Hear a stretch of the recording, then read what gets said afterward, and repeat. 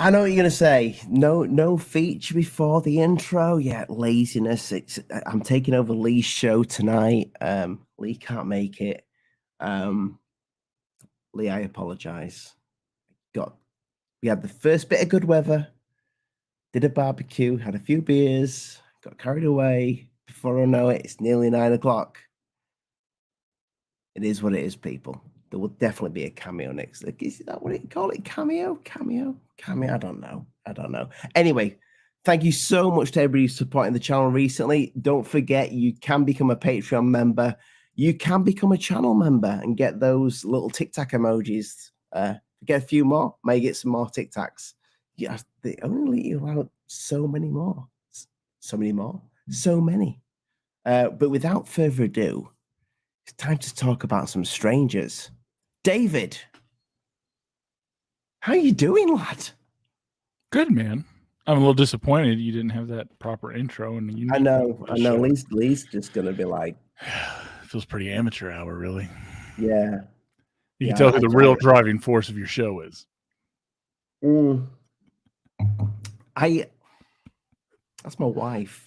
She's like, get down there, do a video. I don't want to do it anymore, babe. Do it. I'm addicted to you. She loves it. She hates it. She's not into the UFOs. She's like, what are those things again? You know, the lights in the sky. Are you talking your aeroplanes? Did you tell her the channel's more than just UFOs? Yeah, she's more into that stuff. She's quite religious. So yeah, she's more into the paranormal. We could hence she will like the show. Is she watching, babe? Oh, I know who I need to try and get on here. Who's that? I want to save it. I'll tell you afterwards. It's good. Okay. It's good. Okay. Is it a possibility? Yeah, I know him. Like, yeah. Well, I mean, I kind of know him when we talk online, but yeah, they made a couple episodes, different TV shows. He wrote a book. He was involved with like exorcism training with the Catholic Church. He's an interesting cat. He went from just an avowed atheist, science, former NASA guy, engineering, robotics type, to dealing with something that he could not explain. And he had wild experiences that led him to faith and follow that. And he went way into it, like leaned way into it. Yeah. I've leaned in. So I would say, it's probably since I met you, actually. I have that effect. I've dabbled more into the paranormal stuff and looked into the possibilities that this could. God, you could tell I've had 4 beers. That this could be something more than just something visiting from another world. That it maybe is a part of this world, whatever it is. And the reason you said, I think you said strangers, as in get some strangers on, and I took it quite literally as strangers. I don't remember anything about this conversation, but it's great because I know you've told me many times how excited you are to share your wife's story. I think I've told that story on the channel before. Not to this crew. This crew of miscreants and ne'er-do-wells. This is, oh my God, my mum and dad call people ne'er-do-wells. They used to say that all the time when I was younger. You don't want to be hanging around with those ne'er-do-wells. Dude, I am a ne'er-do-well. Yes. That's what my dad used to say. He says, he is one of the ne'er-do-wells. Okay, you go then. You go. But yeah, this story goes back way before I had kids. I think I was in my late 20s, and we were in an airport in Thailand. We'd gone out for her brother's wedding, who lives over there. Mm-hmm. Who's and don't start with the jokes. I didn't say a word about ladyboys. Just your face. Oh, Comfy Sofa. What a great name. And it's going to be random as shit tonight. Because believe it or not, Lee is the one who organizes the general direction of conversation. It's just Not us. the actual emote, the actual It's a couch. avatar. It looks like a really comfy sofa. I've not even read what the comment says. Hi, all. Looking forward to the random banter. Yeah, it's going to be random. Right now, we're talking about Ollie's experience with ladyboys in Thailand. Oh my word, comfy sofa. I love that name. I love the picture even more. That fits in though, man. Strangers, like it's Thailand. Like, that's a strange thing, or it used to be. So I didn't witness this at all. But my wife's quite a. If she says something and something's freaked her out, I believe her, because she's not that type of person that talks Thailand about. will do that to you, man. It's, you got to gut check yourself. We were in this airport. I can't remember what probably the main airport, to Bangkok, because we were near Bangkok, and I disappeared. I think I went for a beer because we had to wait for a bus. So I went for a beer, came, and at the time I smoked, so I went into the smoking area outside so I could have a cig. I came back in, and she said, I am freaked out. And her mum said to me, because I was with the mother-in-law at the time as well. She said, "You've got to hear this story." Because I've always been into, I didn't even have a YouTube channel at the time, but I was really into like ghosts, UFOs, and all that jazz. She said she saw in the gift shop a really tall man that had the most strangest complexion she'd ever seen. Like the skin was almost a silvery gray. And she said he was the oddest person she had ever seen. And I said, well, we're in a different country. Everybody looks different. She's like, no, this, she said this person looked like, he looked English. Like he looked like he was a tourist in Thailand, but the skin didn't look real. She said it like it's this like silky, silvery gray, like weird, just look to this skin. I kind of want to get her in because I can hear her in the kitchen, but she definitely won't.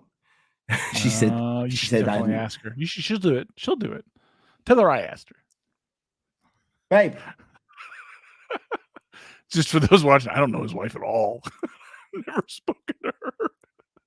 She's adoring me.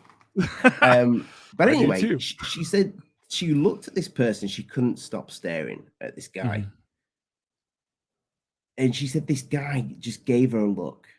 And the way she described it is he gave her a look as if, and it was a smile, as if to say, don't you? There's something different. Now, so I said, well, maybe this guy gets a lot of looks like that because he looks odd. Or maybe he may have been like, because like sometimes in airports they have acts that might get makeup up, maybe just taking the makeup off or whatever. And she said no. She said he just was dressed in normal clothes, doing his shopping in this gift shop, and he just looked freaky as hell. Well, I don't know if she said freaky. She said he just looked out of place, but out of place like anywhere. She said she's never seen anything like it. To this day, we spoke about it the other day, she'd never seen anything like this ever in her life. And he looked as if to say, I know. And he gave her a smile. So, I mean, when you said strangers, I've seen people that have given me the willies, and I've met some people, and I thought there's something not quite right about these guys.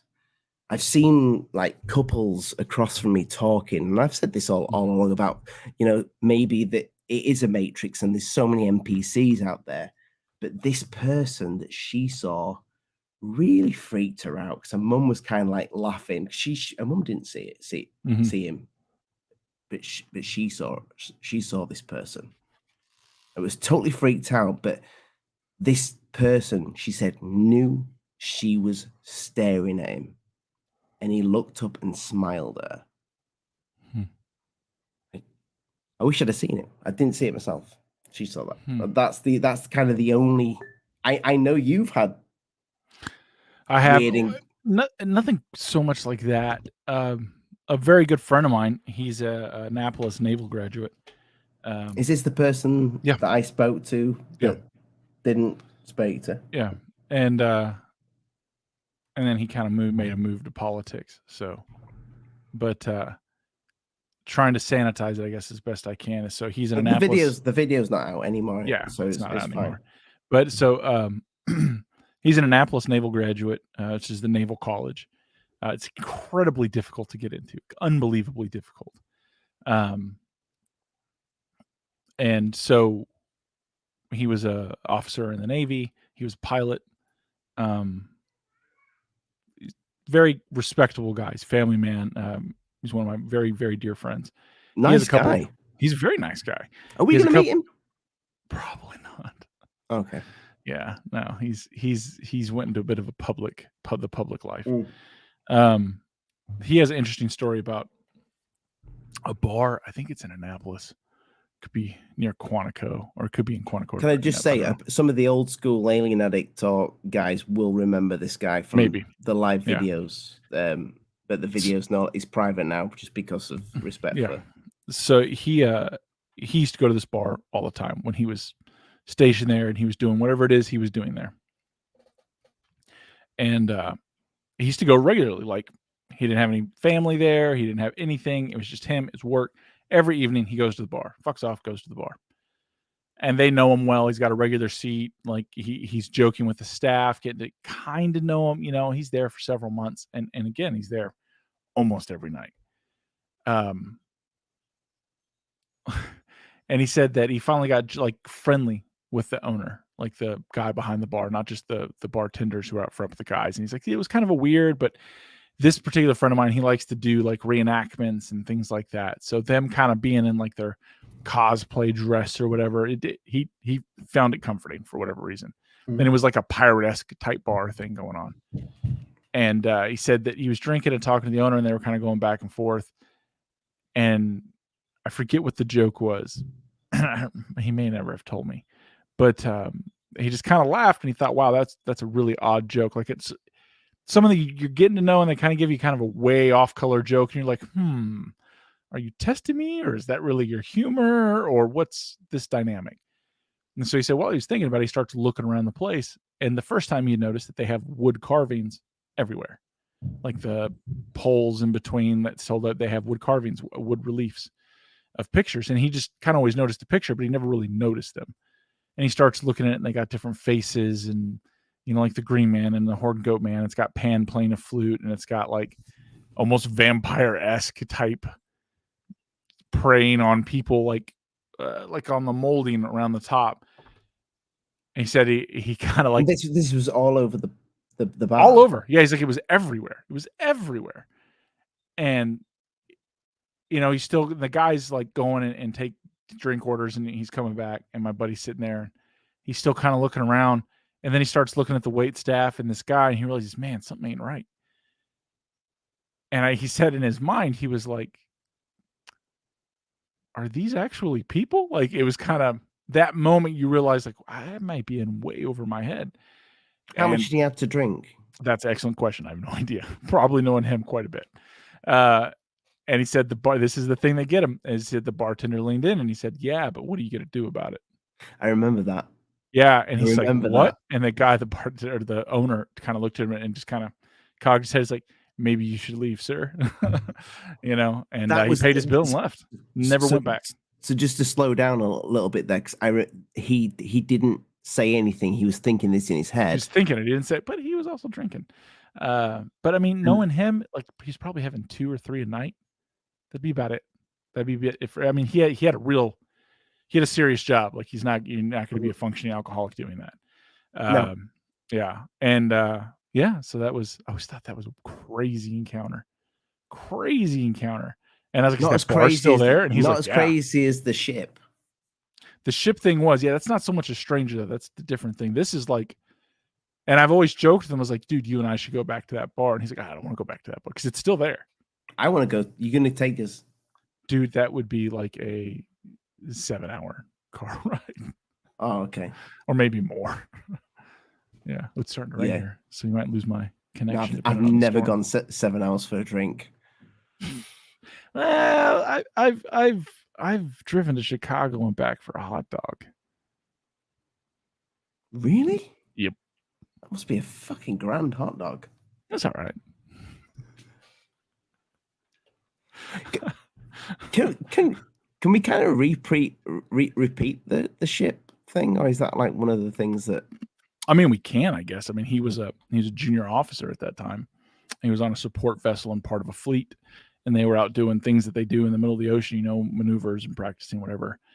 And they had an issue with one of the sailors on board,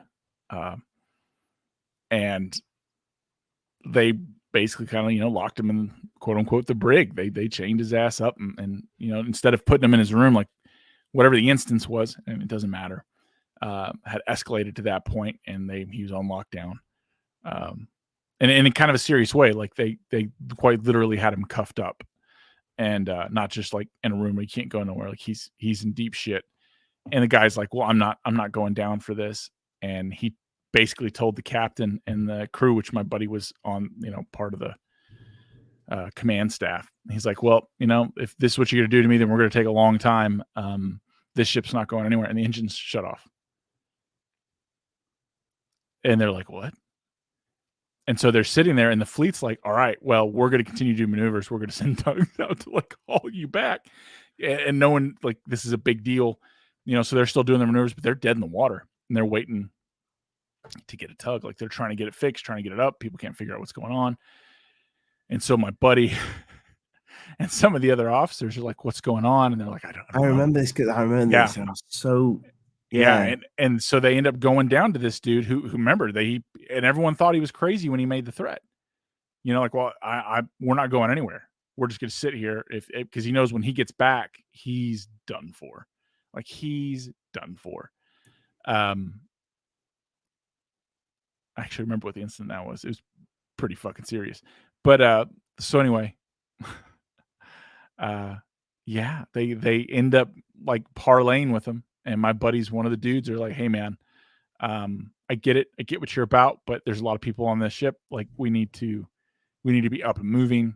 And he was like trying to like leverage a deal to get in less trouble. And I don't know, because my buddy wasn't part of whatever deal was brokered, but the guy's like, "All right," and the engines fired right back up. They turned around and went back to port. It's wild. It was wild. I was like, what happened to that guy? Sound really fucking crazy for the chat. That interview happened on Alien Addict, and I think you'll see it. I can't remember how many years ago. Was it 2 years ago? Or 3, yeah. 2 or 3 years ago.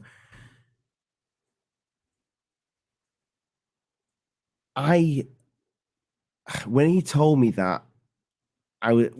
It sounds crazy. I think you told me beforehand. You said you need to speak to this guy. Yeah, he's got a crazy story.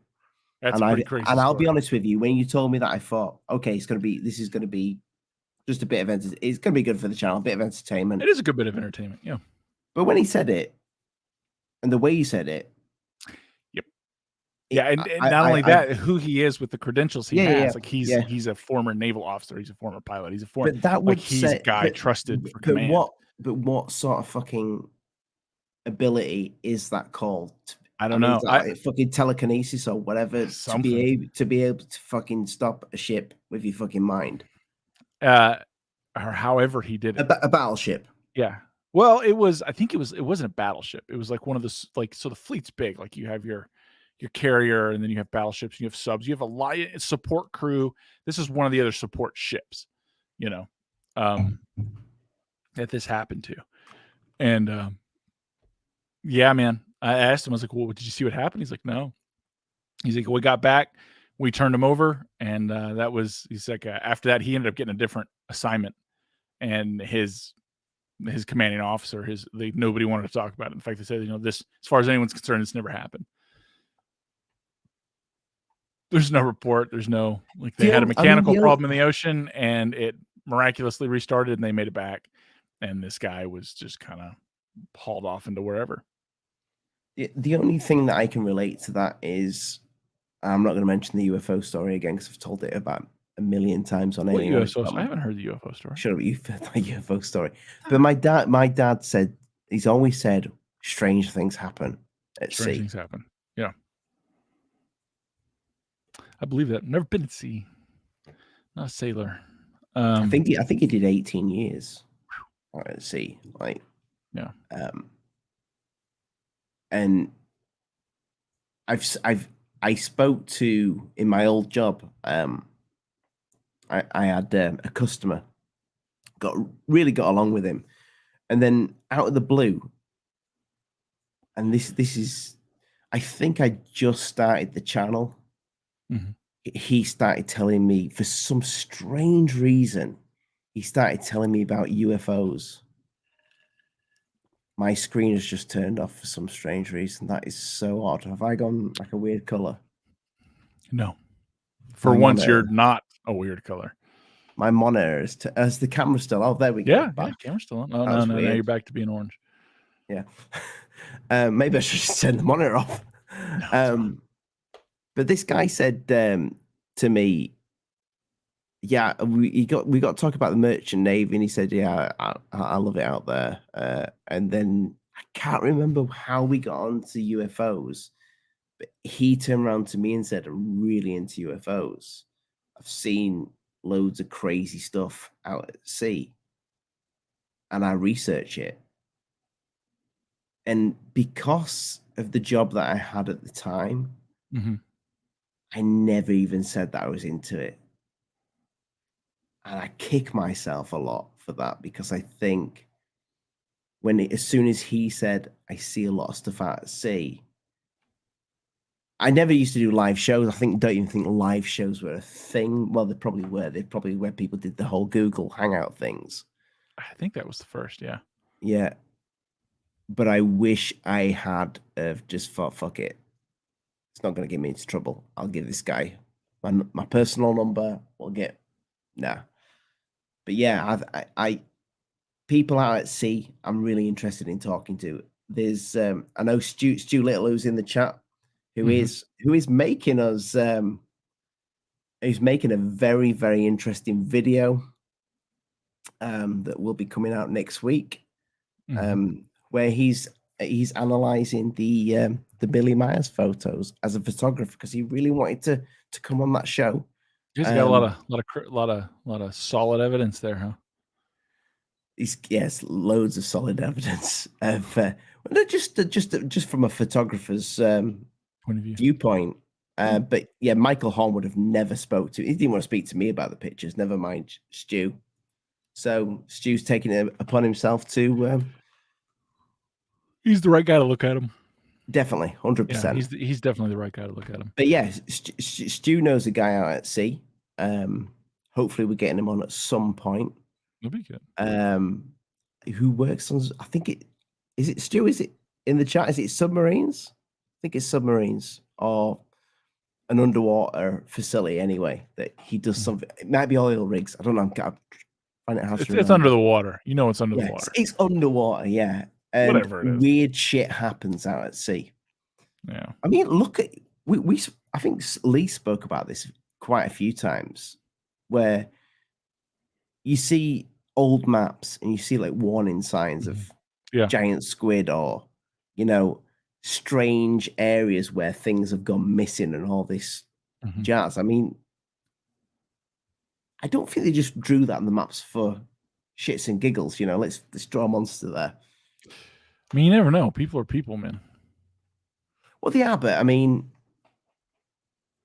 he's a rig diver. Maybe they saw something and that was the only way they could. Diver. He's an oil rig diver. That's cool.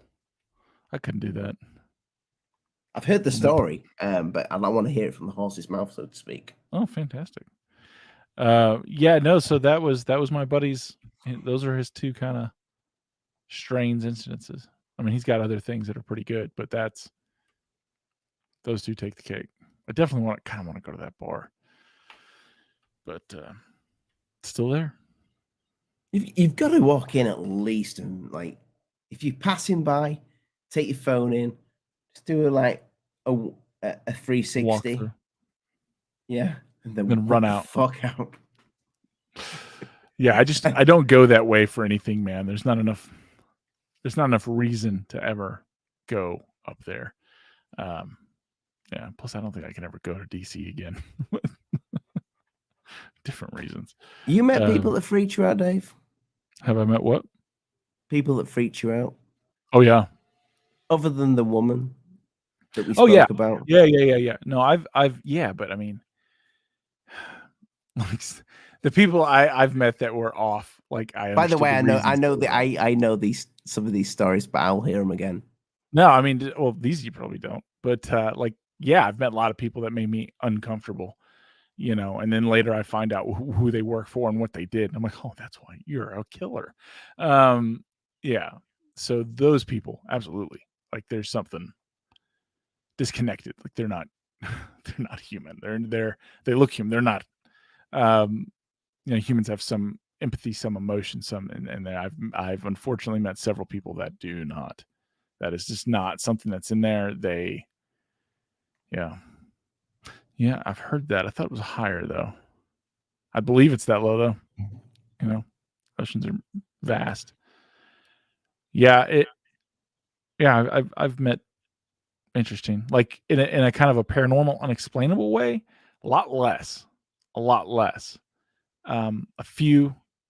The chick on the beach, the kid playing in the ocean.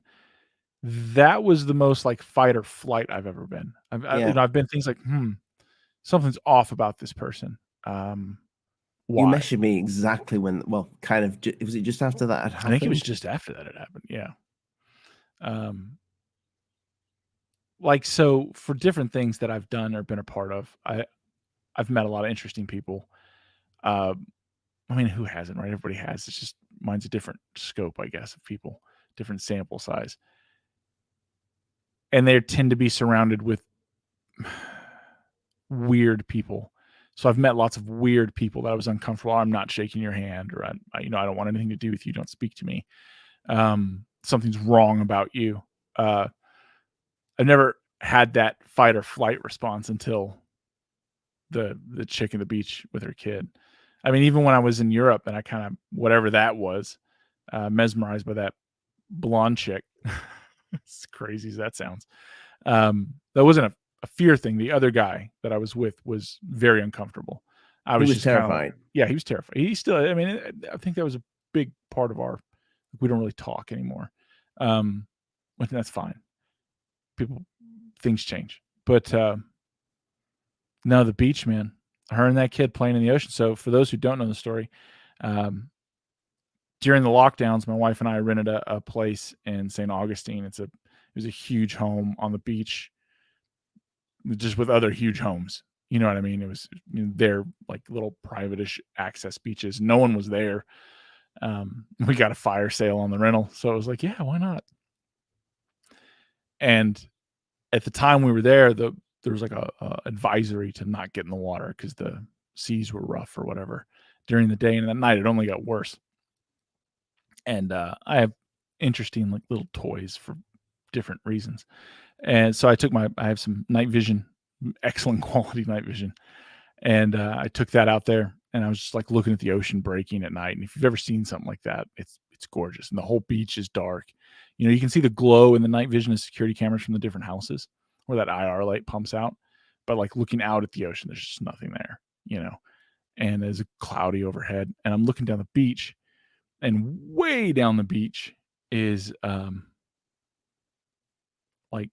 not hotels, it's like smaller houses, I guess. And they're kind of lit up. So but anyway, so there's a lady, she's like, I wouldn't say 100 yards. She's not 50. So anything between that, call it 75, maybe.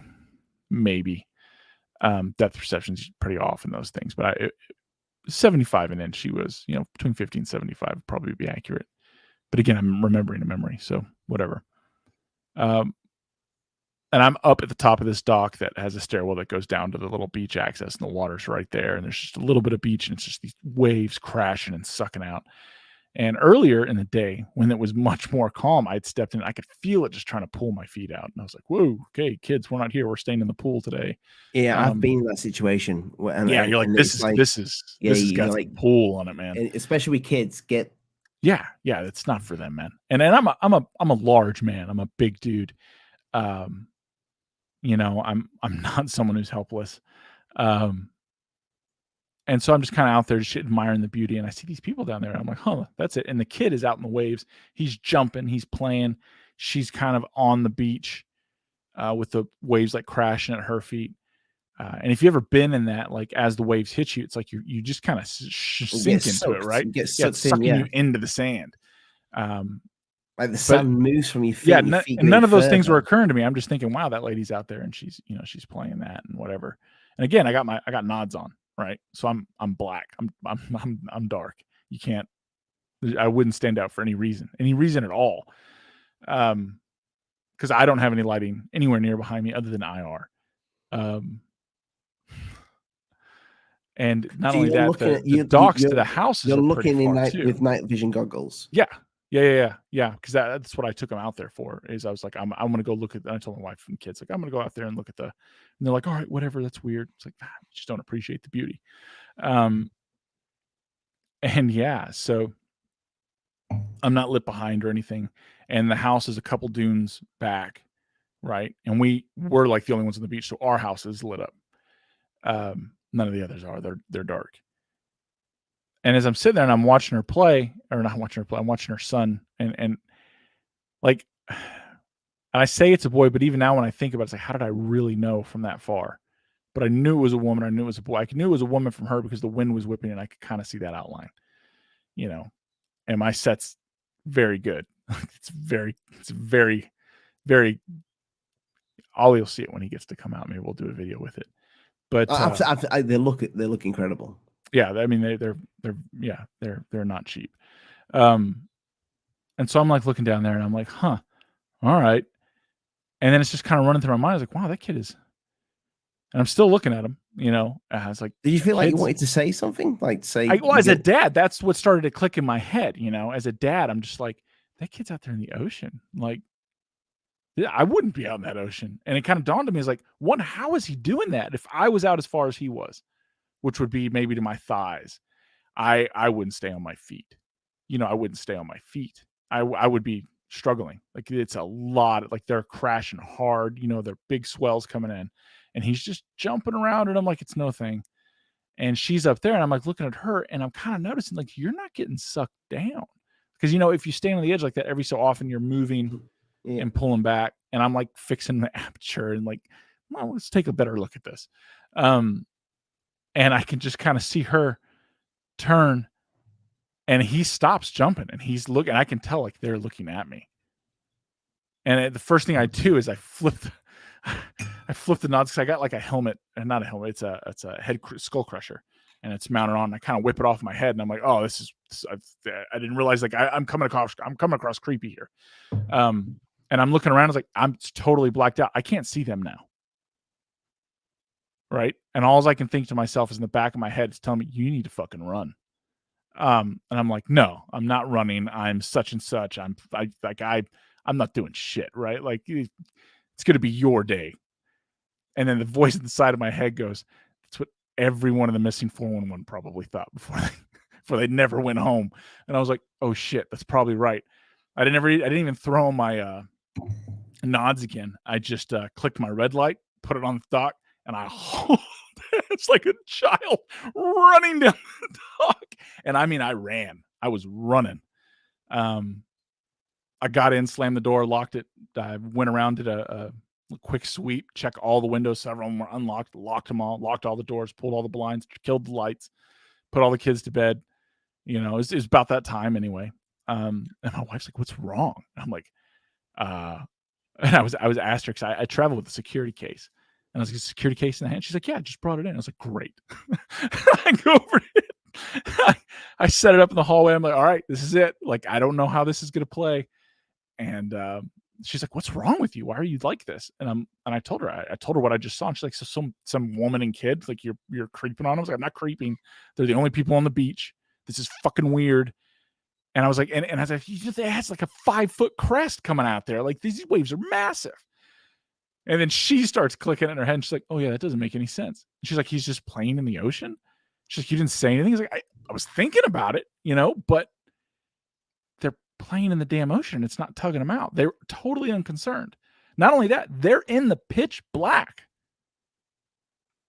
Pitch black. It was weird as shit, man. It was weird as shit.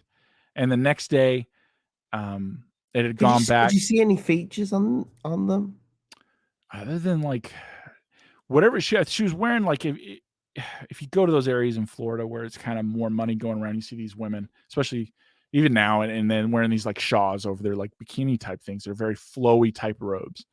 That's what it looked like. She was wearing something like that. I don't know and how. So when it hit her, it was obvious that that's a female. Do you see in green? Yeah, it's in green. Yeah, you see. So you see in greens. Yeah, so I didn't. So you can get them in green, or you can get them in white phosphorescent. With those? Do you see? In general, do you see features on people? It depends on distance, but yeah, they you see very well. Especially with these, you'll see what I mean. You'll see it, and these are extremely high end.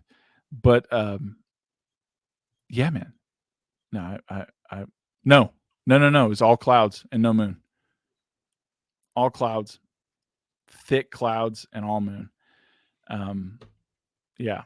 And it was kind of stormy the whole week we were there. Like we went and played in the sand. Kids kind of stayed out of the ocean, just because it was very aggressive on the Atlantic side like that. And we just, and the next day, other people were showing up to some of the houses around us. So it wasn't just us anymore. But I buttoned that shit up, dude. It got dark. I buttoned the house up. I buttoned the house up as it got dark, and nobody left until the sun came up. And I couldn't tell you why I did that now. I just felt like this is what we're doing. And the kids are like, "Well, let's go." So, yeah, we're not moving anywhere until the sun's in the sky. We're here. I'll make you waffles. Like, what do you want? We'll do whatever. But we're here. It's weird. I know you, and we spoke about this a few times. I'm sure there's people watching this now where you can be in a situation and you can speak to somebody like in a shop or wherever, supermarket, and you pick up vibes from people that is almost like an instinct in the human. Yeah. To say there's something that you should be wary about this person. Yeah. No, I agree. And I'm wondering if that is something that is just it's naturally built into humans as in like if you I don't know. I'm trying to think of an animal that you put in a certain situation. You're talking about human intuition, right? Human intuition is the accumulation of all the experiences you've ever had that act as Rolodex that you roll through for survival. Like fear does not control you. Fear is an alert. That's all it does as a message, is it alerts you that something is going on. That's all it does. And I've had thousands of hours of dealing with this and other people training this exact same thing. When the fear kicks in, you need to take alert of it, take a measure of what it's telling you, and then immediately dismiss it. Not the information, but the emotion, because the emotion will paralyze you. It will cloud your thinking. It will make you reactionary. You don't need any of that. You got to be proactive. You need to be ahead of it. Like that comes with training. That's a huge portion of what training is about. For whatever, well, not for whatever, for pretty specific things, but that was probably why I didn't have that. Like it took me a second to realize that, yeah, this is a fear. Like I noticed these people down there. This seems odd. Things are ticking through my mind. And I'm very used to just casually dismissing the fear response. Like, okay, I understand the information. This is an oddity. Cool. Set it aside. It's not triggering my Rolodex for any kind of danger. Let's examine it. But it kind of kept popping up and it kept popping up. And I think that in itself was clouding my judgment. And then finally I ended up, doing exactly what maybe I should have done, but in training, you shouldn't have done is like, okay, so I'm going to react now. I'm going to react in a dramatic way. My dramatic way was to run as quickly as I could, about 200 yards or not, if not more, the damn beach house across the dunes in the wood, like a child, like a small little girl. No, that's how You that heard played. of the what's them them is it the black eyed children? Black-eyed children. Yeah. You've heard of I've that. heard of it. Yeah. But I thought that was like an urban myth, or I don't know, maybe it's real. I don't know. I don't know. Like, it wasn't just, it was a child and a woman, and it was a woman and a child, and I've thought about it a lot. It was a very paternal setting. He and my wife had asked me, she's like, well, how did you know it was You a rang he? me. You Yeah, actually hell yeah, rang I me. did. You rang Yeah. me and went, Yeah. you'll never guess what's just fucking happened to me. It was weird. And the thing is, like, it'll make me sound like a douche, but I think I make myself sound like a douche plenty enough. But like for that Absolutely, level, you do. yeah, You do. absolutely. I'm fully aware of that. For that level of response, like I was also armed, like I was armed. I have superiority of night vision, and I am trained to capitalize on this. There's no light. There's no like, you're mine. And I didn't do that. I ran. I even stripped the fucking nods off my head, because you will run faster with a light than you will with those damn things on. And I did, man. I bolted, got in, locked up. And so whatever, it was a panicked response that I have. It wasn't any like overlay of a different time or place or emotion. It was just a survival instinct. And we were there for that was the bitch. That was night one. And I'm just like, fuck, I'm here for like 2 weeks. You know what I mean? Like, my instinct was like, all right, come sun up, we're going somewhere else. But it was fine. It was fine. Like, everything was fine. Do you buy the Men in Black stories?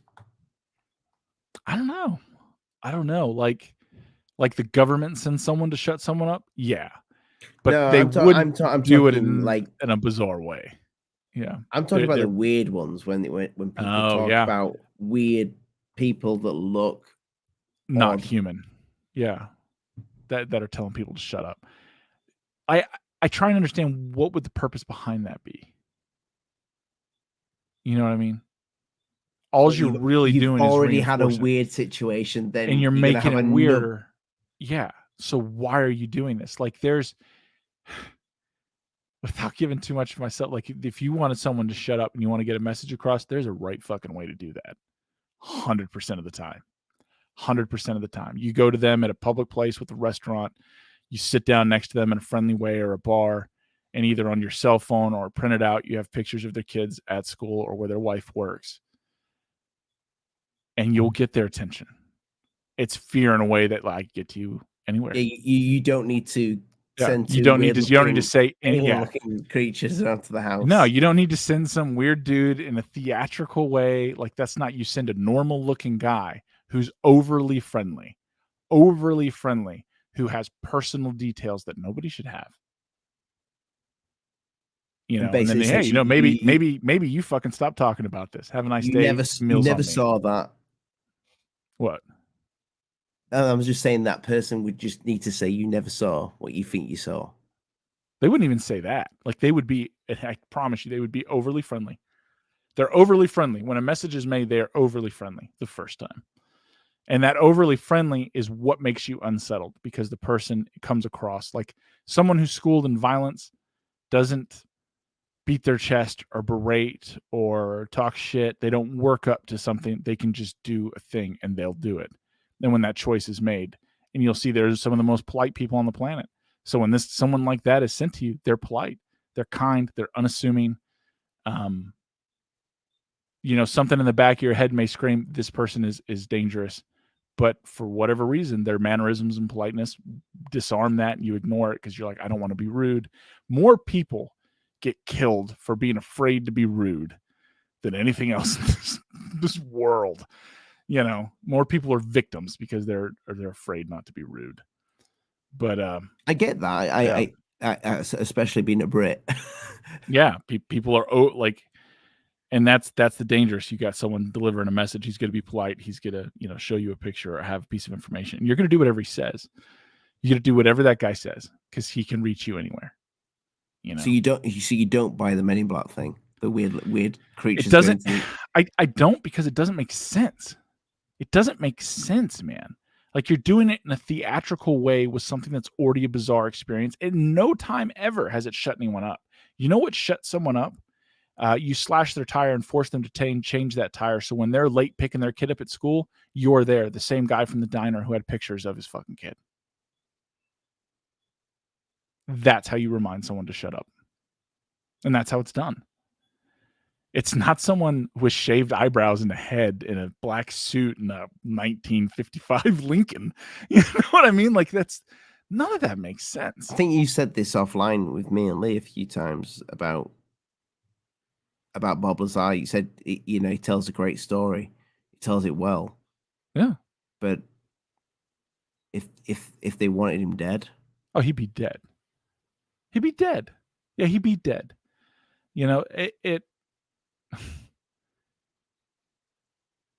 So it makes it wonder, what part does he play in this? What part does he play in this? He's playing a part, whether he knows it or he doesn't know it. It'd be even better if he didn't know it. If I was running to disinformation, I would have somebody doing it that didn't even know they were part of it. I'd feed them up, spin them loose. And when you get a security clearance, they have a full psychological profile on you. They know you. They know you better than you know you. So, yeah. How this lighting makes me look ominous. I like it. Yeah, you're darker than I am. Which it makes me feel like I've got great lighting, which I'm quite happy about. For once, do I still look orange? Yes. Always. Absolutely. Always Absolutely. fucking orange. So should we send out an invite and get other people's stories? You know what? Why not? But there's a rule. There's a rule, people. You've got to come on with your count. We've got to see you in the bottom. Get a piece of paper, hold up, I don't know, say an alien addict or whatever. Give a double thumbs up to the camera. Yeah, we've had a bad experience, but yeah, you're welcome on if you want to. If you got a story that you want to share where you've had and met somebody or seen somebody. I'm not talking just a weirdo. I'm talking you felt there's something paranormal. You're welcome to join us. Don't just come on and go, "Hey guys." No, you can come on and go, "Hey, I don't give a shit." Yeah, come on, man. What else we doing? What else you doing?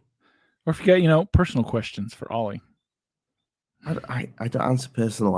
I don't give personal stuff away. That's why it's just Ollie. Yeah. Well, you think my name's David, so. I know your name's not David. I've seen your real name on the interwebs. No, on the fucking plane tickets. Yeah, that is true.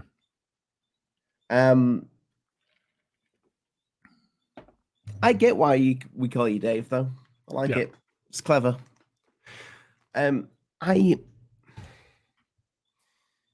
problem with the whole Men in Black thing that I have is you just see it in so many like. That's the other thing. People who you already don't trust talk about Men in Black. Yeah. All the time. There's very few Men in Black stories. I don't even can think of one Men in Black story that I think, oh, holy shit, that's fucking got some ground. But it came from somewhere. And you know what's more effective at keeping people to keep their fucking mouth shut? A non-disclosure agreement and money. Money.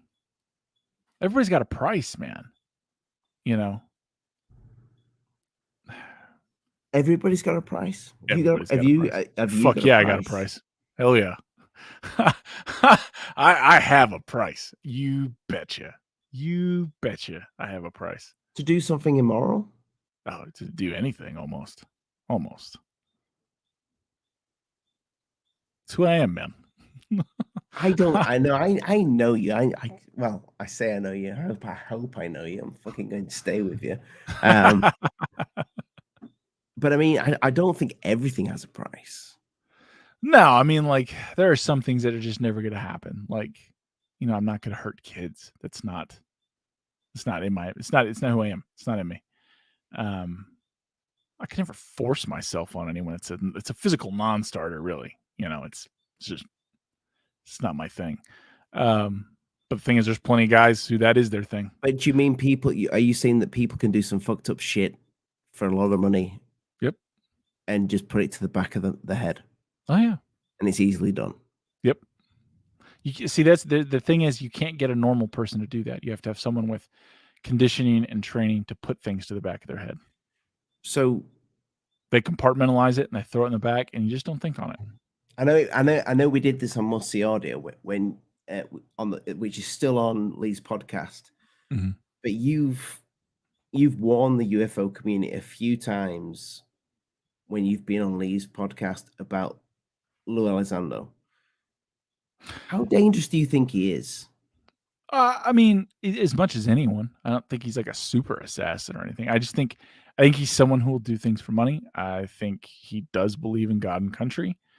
Or maybe he, at least with the interviews like he started out doing versus the one he does now, something's changed. Maybe he's bitter and it didn't work out like he thought it would. Yeah. But whatever, man. That's the other thing is, why does the government put out people to try and spin this narrative? And do you think he's been put out to spin this narrative? Absolutely. Absolutely. By the government? Oh, yeah. Yeah, absolutely. I fully believe that. I fully believe that. Why? He's the right guy. That's who would get sent out. That's who you would send out. Oh yeah. Some guy who's already mildly kind of interested in it. Some guy who I know will do basically whatever I tell him, because I have a track record of that overseas. And he's got all the clearances he needs, and like I said, they have full, like when you get your whatever clearance, your Q clearance, your crypto clearance, your whatever it is you get, they know you. Like, they've talked to everyone. They have profilers working on you. The FBI is running it. It's not a thing that's done lightly. They know who you are. Most people don't even know who they are. And you just kind of pick the right guy. Like, we're going to play to this guy's ego. We're going to give him money. We're going to make sure he thinks about God and country. We're going to spin him up. We're going to turn him loose. There he is. Where is he now? Exactly. He played the part, man. He played the part. The job's done. Mostly, as far as I can see. Look how many people are arguing and fixated on him. Not on the topic, on him. Where did he live? How much money did he make? What did he have? Oh, he's trying to go for patents. He's a wannabe entrepreneur. You guys, you're decoding the wrong thing. He's a good enigma to send out there. He is. And I would bet in person, I've never seen any footage of anyone like in the UFO community, and they're very smart in who they put out. Like, if you put out like Bob Lazar on the circuit, right? You see people get hostile with him. I guarantee you would see that, because he is an unassuming man. Elizondo is not an unassuming man. He's absolutely an aggressive, standing forward, full testosterone male that if you start calling him out, he's going to be in your fucking face. And when you go to any of these conferences, I'm not talking shit, most of these guys are not wanting a confrontation. They're there to believe, they're there to have a good time, they're for whatever. So it's going to wipe a huge swath of that out. Do you know Goofon offered him out for a boxing fight? Yeah, I'm sure he gets things from crazy people online all the time. Who do you think? It's not realistic, dude. Lou Elizondo's on CNN and Fox News and all these other things, and Goofon has just like us, right? We're nobody. We're nobody. Why would he do that? True. Why would on he the do that? Grand scale of things, I get what you're saying. Yeah, why would he do that? It's some crazy guy online wants to fight him. You serious? Come on. Not only that, how much does Lou Elizondo outweigh Goofon by? I think he's shorter. Goofon's got the height. Thick. He's thick. He's a thick boy, man. And you're It's talking like, where are they like going to a get in the bulldog. same? Yeah. Yeah. And that's, I mean, front is for show, dude. Back and neck, that's for go. Dude with those thick shoulders, he's a lot to handle. Yeah, you know, so. Do you think the guy, in terms of like, I know you didn't really speak about this when we had Lou on, and I kind of wanted you to ask the question, if I'm honest with you. Do you think that he can be very intimidating? Lou Elizondo? Yeah. Oh, yeah. Is that fun? Oh, yeah. Yeah. That's some good thunder. Oh, dude, we have crazy thunderstorms here. They're awesome. Yeah. They break over the valley I live in. Got mountains on either side, and they just kind of, the way it splits them, it's interesting. I'm sure he I can can't be. imagine that situation. If I had got involved with somebody over here, well, actually, I'm trying to think of anybody in our government that would scare the shit out of me, and there's not one of them. No, see, they wouldn't do it. They would have someone do it. Again, which makes no sense to the Men in Black thing. You know, that's not how threats are levied. And honestly, the government doesn't have to levy threats when they can level the IRS in the United States. They can level, you know, banking sanctions. They can put the FBI to start calling your work or showing up, or U.S. Marshals or Homeland Security. Not that they want anything. They're just investigating the possibility. That's all they have to do is call and tell your boss that, and your life is spun out, right? Because now people at work, what's going on? What's this going on? Same thing in your country. Think if the Ministry of Defense called your boss and it's like, hey, you know, we would appreciate you to send all of Ollie's emails and phone records and his travel records to us. Why? It's a matter of national security. Your life's fucked now, right? No matter what goes on, no matter if you're exonerated, there's now a question that hangs over you because these are the officials. That's usually the first in line. But it's for someone to get threatened, like physically, personally threatened. That's not even government guys that do that, dude. That's outside guys. Thanks, Lee. I appreciate that. I honestly thought my monitor had calmed down. He's right on that. Sucking all the power out, man. This monitor, right? I'm sorry to kind of like lose track a little bit, but this monitor was quite an expensive monitor that you guys paid for, so I appreciate you all. So I put it back into the show. But this monitor has just been a fucking nightmare because it's literally it illuminates me. I've got forget this monitor anyway. There's when it comes to the paranormal though, I've started to see this, and it with the UFO community, that hardcore UFOs, the hardcore science, hardcore aliens, some of them are starting to go down the paranormal route, just like I did. Do you think that is literally that? I like that. Yes. Now I like that. What the fuck have you just done? I need that shit. I'm red anyway. Summon Beelzebub. He's the next person I have a video conference call with. Okay, you've just while we're on the subject of Lou, he mentioned demons. Yes, he did. He said he was in a conversation, I think, with a general. He says you don't want to touch that, the demons. Where's your thoughts on that? I think it's just a descriptive word. For what? For something they don't know, but they feel is negative, right? Obviously, they think it's a. Why would you call? Maybe it appears as one, right? Maybe our historical descriptions that, like, so what is it? Here's the thing: what does generally a demon mean to anyone?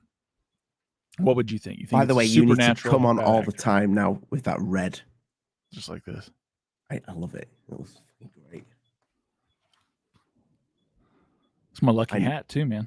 I had this hat forever. I'm gonna copy that. I need to. This is wear good. that. This is one of the ones for like being at the range all day. It doesn't have Not a the button fucking on top. hat. Not the hat. Oh no, it's just a good. It doesn't have a button on top, so when you put these on, it doesn't hit your head. A button. Yeah, like hats have little buttons on top, right? Little button on top of the hat. You put on headphones or microphones. Okay. I was thinking you get like a Yeah. button as in say like. What? I know Like what you a mean. bell? You mean like a little nipple. Yeah, a little but I mean everything for using Yeah, nipple. I've but- got a little nipple on mine. Yeah, see this doesn't have that.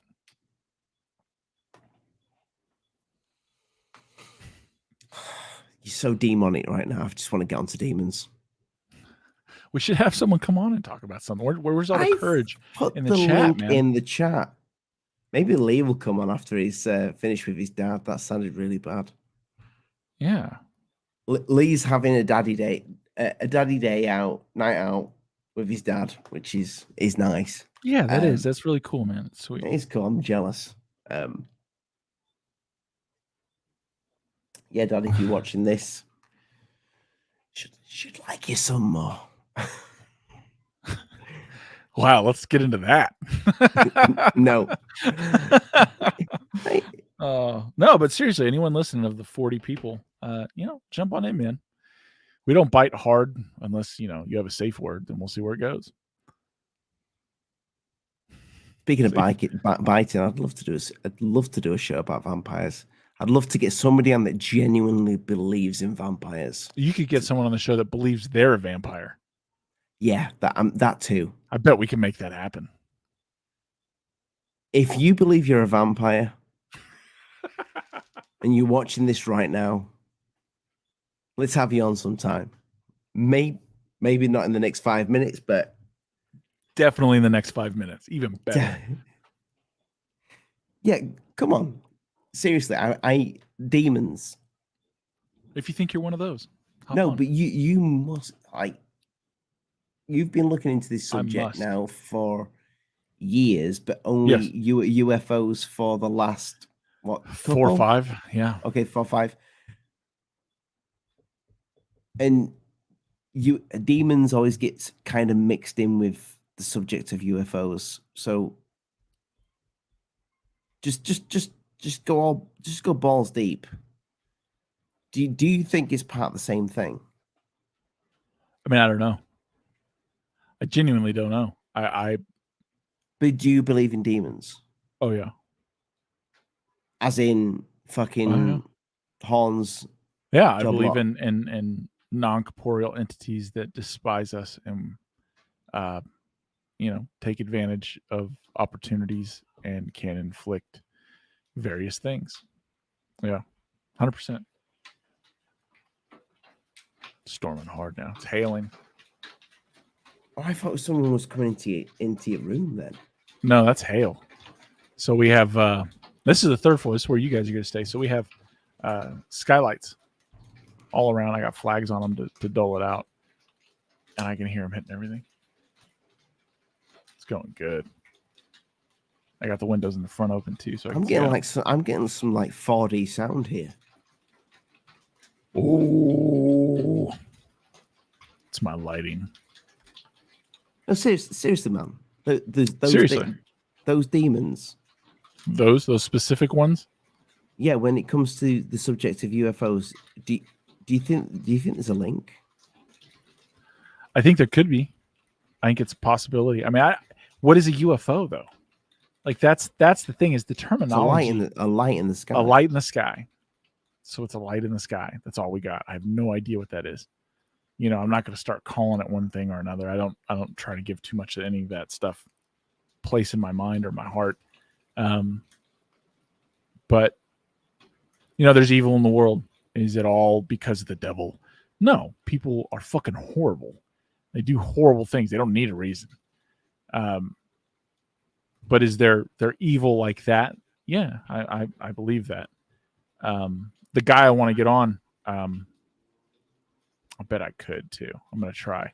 His is a great. You got story. me Ray Hernandez. Yeah. And Miller, Dave Miller. Yeah, we need to get Ray back on. I would like to get Ray on with you, actually. Me? Nah, we don't. Like you and Lee on the Sunday show. 100%. Ray? Yeah. Ray's a Friday show guy, dude. This is No. stuff Ray, right here. we're doing a Sunday show with Ray. I'm gonna message him. I don't know. Get him anything back to on. say. So you got to understand, like he and I, our core belief, like I think he's a very interesting guy. I think he's polite, he's intelligent and articulate. I think a bunch of our core belief systems are pretty different.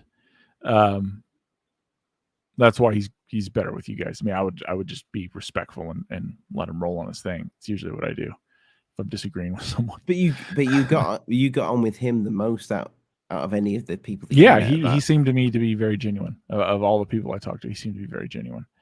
Or he's genuinely interested and excitable. He's friendly.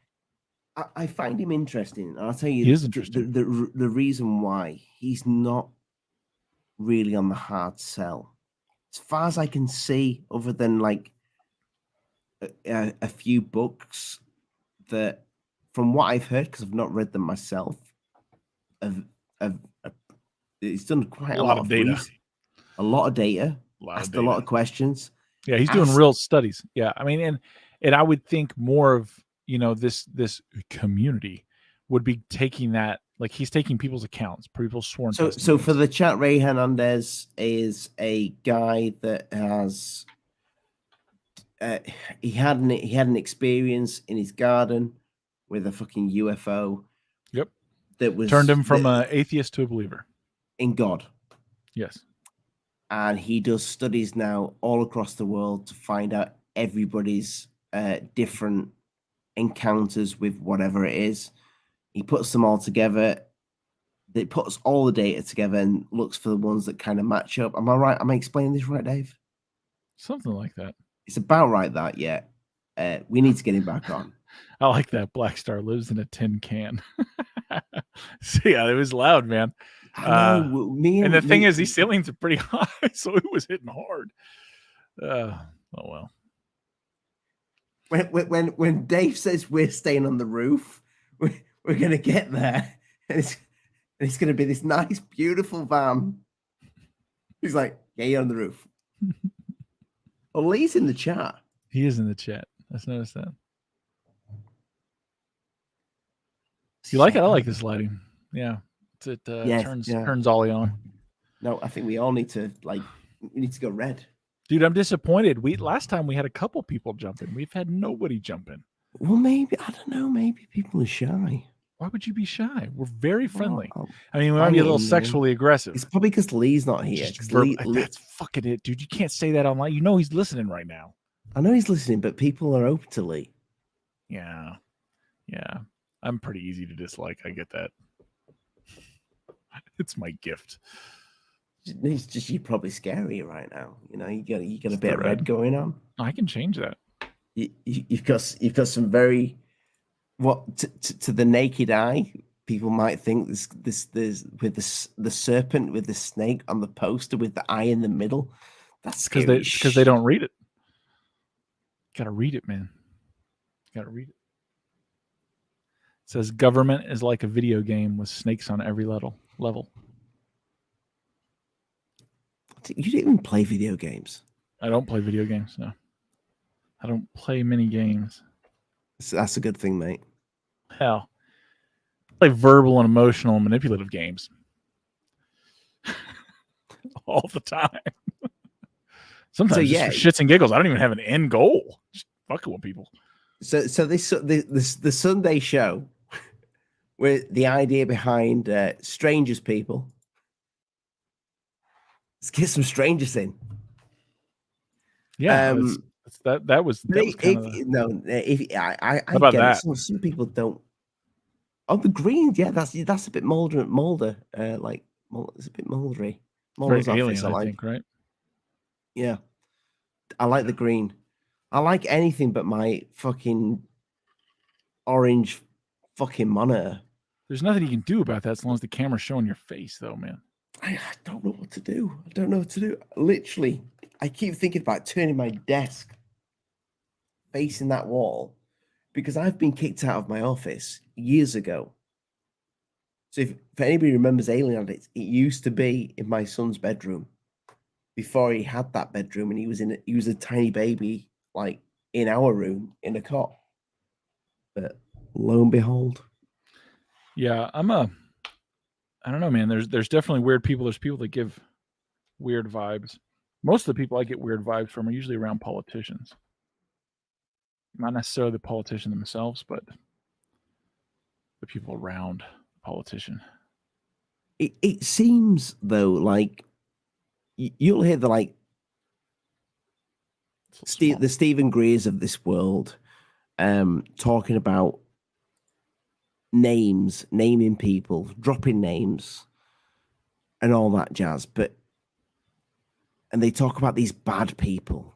But they don't actually. They'll name the people. They'll name drop people who they've been linked to when it comes, but they won't name drop the cunts. Oh, I shouldn't have said that, but why not? We're a bit in. But they won't name drop them. They won't name drop these evil people. I switched to pink. Someone in the chat suggested. I kind of like it. It's cool. I love the pink. Yeah, it's cool. I like that. Yeah. The problem I have is there's people in this field of research. Man, we're really throwing around terms like people are involved in this that are bigger names that genuinely associate with some of the same political officials or people who travel in those circles who I despise with everything in me. And when I hear that, I immediately discount everything that they say. You know what I mean? Like it's all out the window.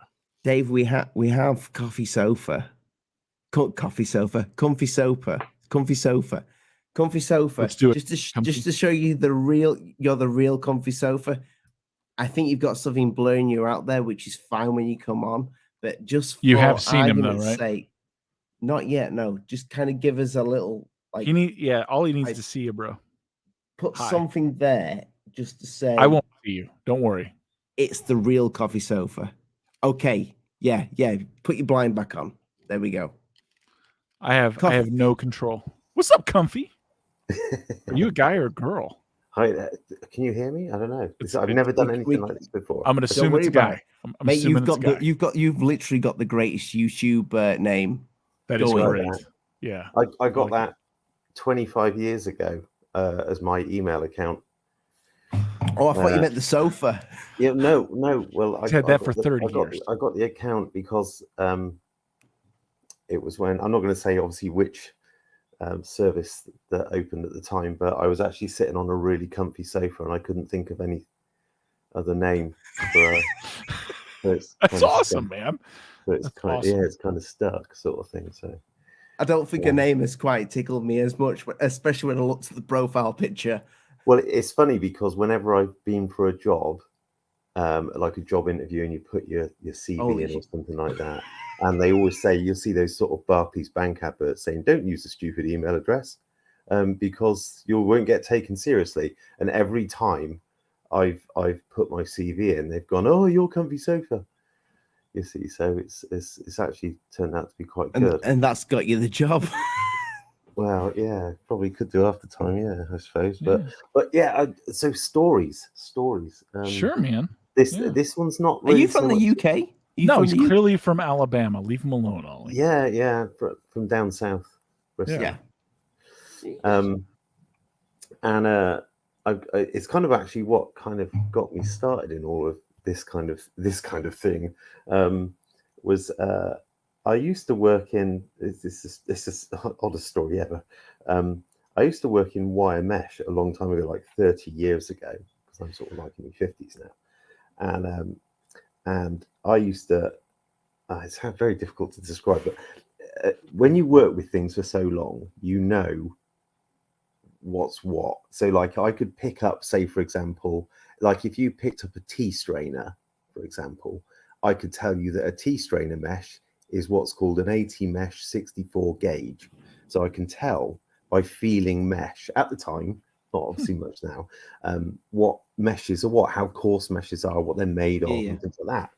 And we used to have like almost like a shop front where I worked, and this guy came in, and let's say this is like 30 odd years ago. This guy comes in, and usually when people come in and ask for some mesh, they'll say, I want some mesh to do this. I want some mesh to do that. So like they say, oh, I want some mesh to be like the grill on a car or something like that. Or they say, I want some mesh that stops kids breaking the windows on my garage window or something like that. So this guy comes in and he says, can I have a 40 mesh 34 gauge, please? And that just never happens. Like no one ever comes in and knows, especially with Is that a lot of mesh? You what? Is that a lot of mesh? No, it's the gauge of it. It's how fine it is. It's not how much you wanted. It's how, So He knew what he came in wanted. and he asked for a specific mesh of a specific gauge, and it never happens. That never happens because people always say, "I want something to do this." Anyway, so I cut him off a couple of square meters of this mesh, and he pays for it, and he takes it, and he goes. And I didn't think anything of it. Same guy turns up about 2 weeks later, and he says, can I have a 60 mesh 80 gauge? And he specifically asked for the specific stuff again. So I cut him off some mesh, and he takes the mesh away, and away he goes and what have you. And then he comes in again. Third time he comes in about a week later, and he asks for a different mesh again. So I said to him, look, mate, I said, rather than you taking a guess, do you want to tell me what you're doing with it? And he went, oh no, I'd rather not. And that was it. And so I gave him the mesh, and he took it, and he came back again. So I said, look, mate, I said, you're just going to be wasting your money. And I said, do you want to really just tell me what you're doing with it? And he says, I don't really want to say. And I said, well, if you don't, you're just going to keep giving me money. So anyway, so I'm chatting away then, and we're sort of passing the time of day, and I sort of got him some more mesh. And he says, all right, I'll tell you. And he said, we've got a car that runs on water. And I was like, okay. And in my head, I'm like, yeah, you're full of shit, mate. Full of shit. And he said, no. He said, we've got a car that runs on water. And I said, right, okay. I said, so how, because obviously I'm completely dumbfounded.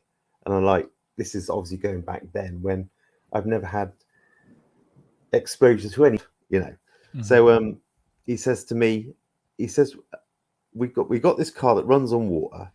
And I said, how does it work then? He says, well, we've got this bowl that's bolted to the side of the car. I said, right, okay. And he said, what we do is, he said, we charge. Now I'm going back 30 years now, so I might be getting some of this wrong, but there was a kind of two things once I get through the story that sort of tie it together. So he explained how it worked, and he said what they did was he was buying mesh off of me, and he was making rings of mesh in a bowl of water. Now I think it was what's the inert water? Is it? What's the distilled? Yeah, sorry. So what they do is they have a ring of mesh, and then they separate the next ring with a piece of rubber, something that's non-conductive, and they have these rings of mesh going down to like a central. This is what he was telling me, a central pin that is positively charged. And then what they were doing, they were using essentially a form of electrolysis. They had the bowl was only about 3/4 full, and obviously it was splitting it off, and they were piping off what was on top, and then running it into the car or into the engine, should I say. Now, he said at the time, it's not out on the road. He said, we're just driving it. We said, one of the guys has got a farm, and he said, we're driving it around the farm at the moment. And the other thing that he said the first thing they'd actually done before they even done the car was they were using it to weld as well. So they were splitting it off and using it for welding. And also they said they were running boilers with them.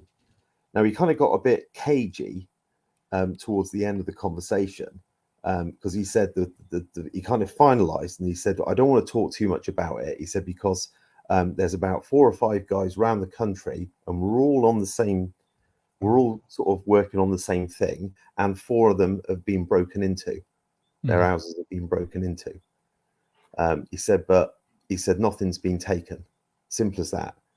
And I said to him, well, how did you work that out? How did you do that? Now, at the time, I don't know, showing me age here, And when he told me, I thought, I fucking read that. There was a magazine out years ago called Nexus. Does anyone ever remember that? I remember Nexus. Yeah. Right. Now, you remember in Like Nexus... I must have been like about 10 years old, but I know that magazine. There you go. Right. So Nexus, you remember it was like a newspaper, wasn't it? It was like a sort of an A4 newspaper type magazine. It wasn't glossy. Yeah.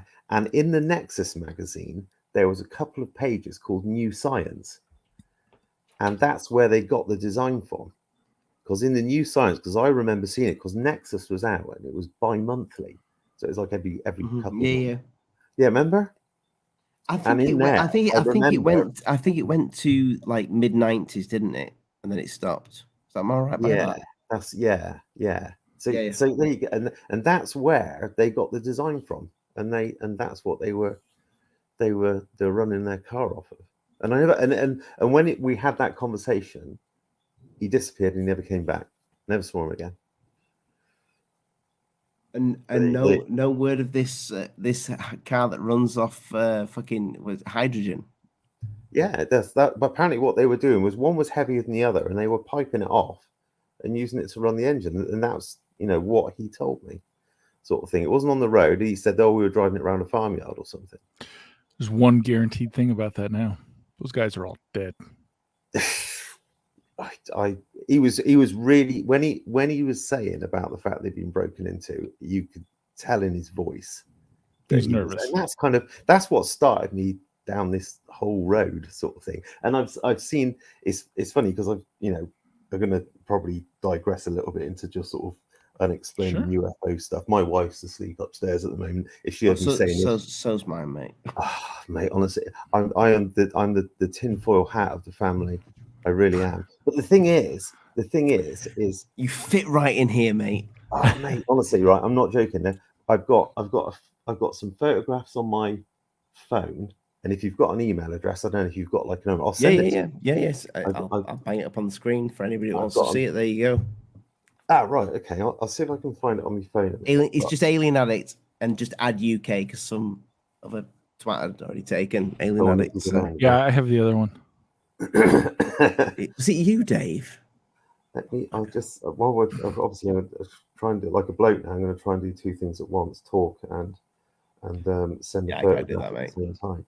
Yeah, I don't know how big it would be, but essentially, this is going back a couple of years ago.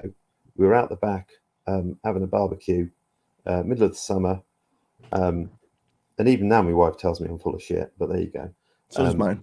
Yeah, mate. Honestly, and my brother-in-law was sitting in a lounger, and it was a bright sunny day. There were sort of clouds in the sky and what have you.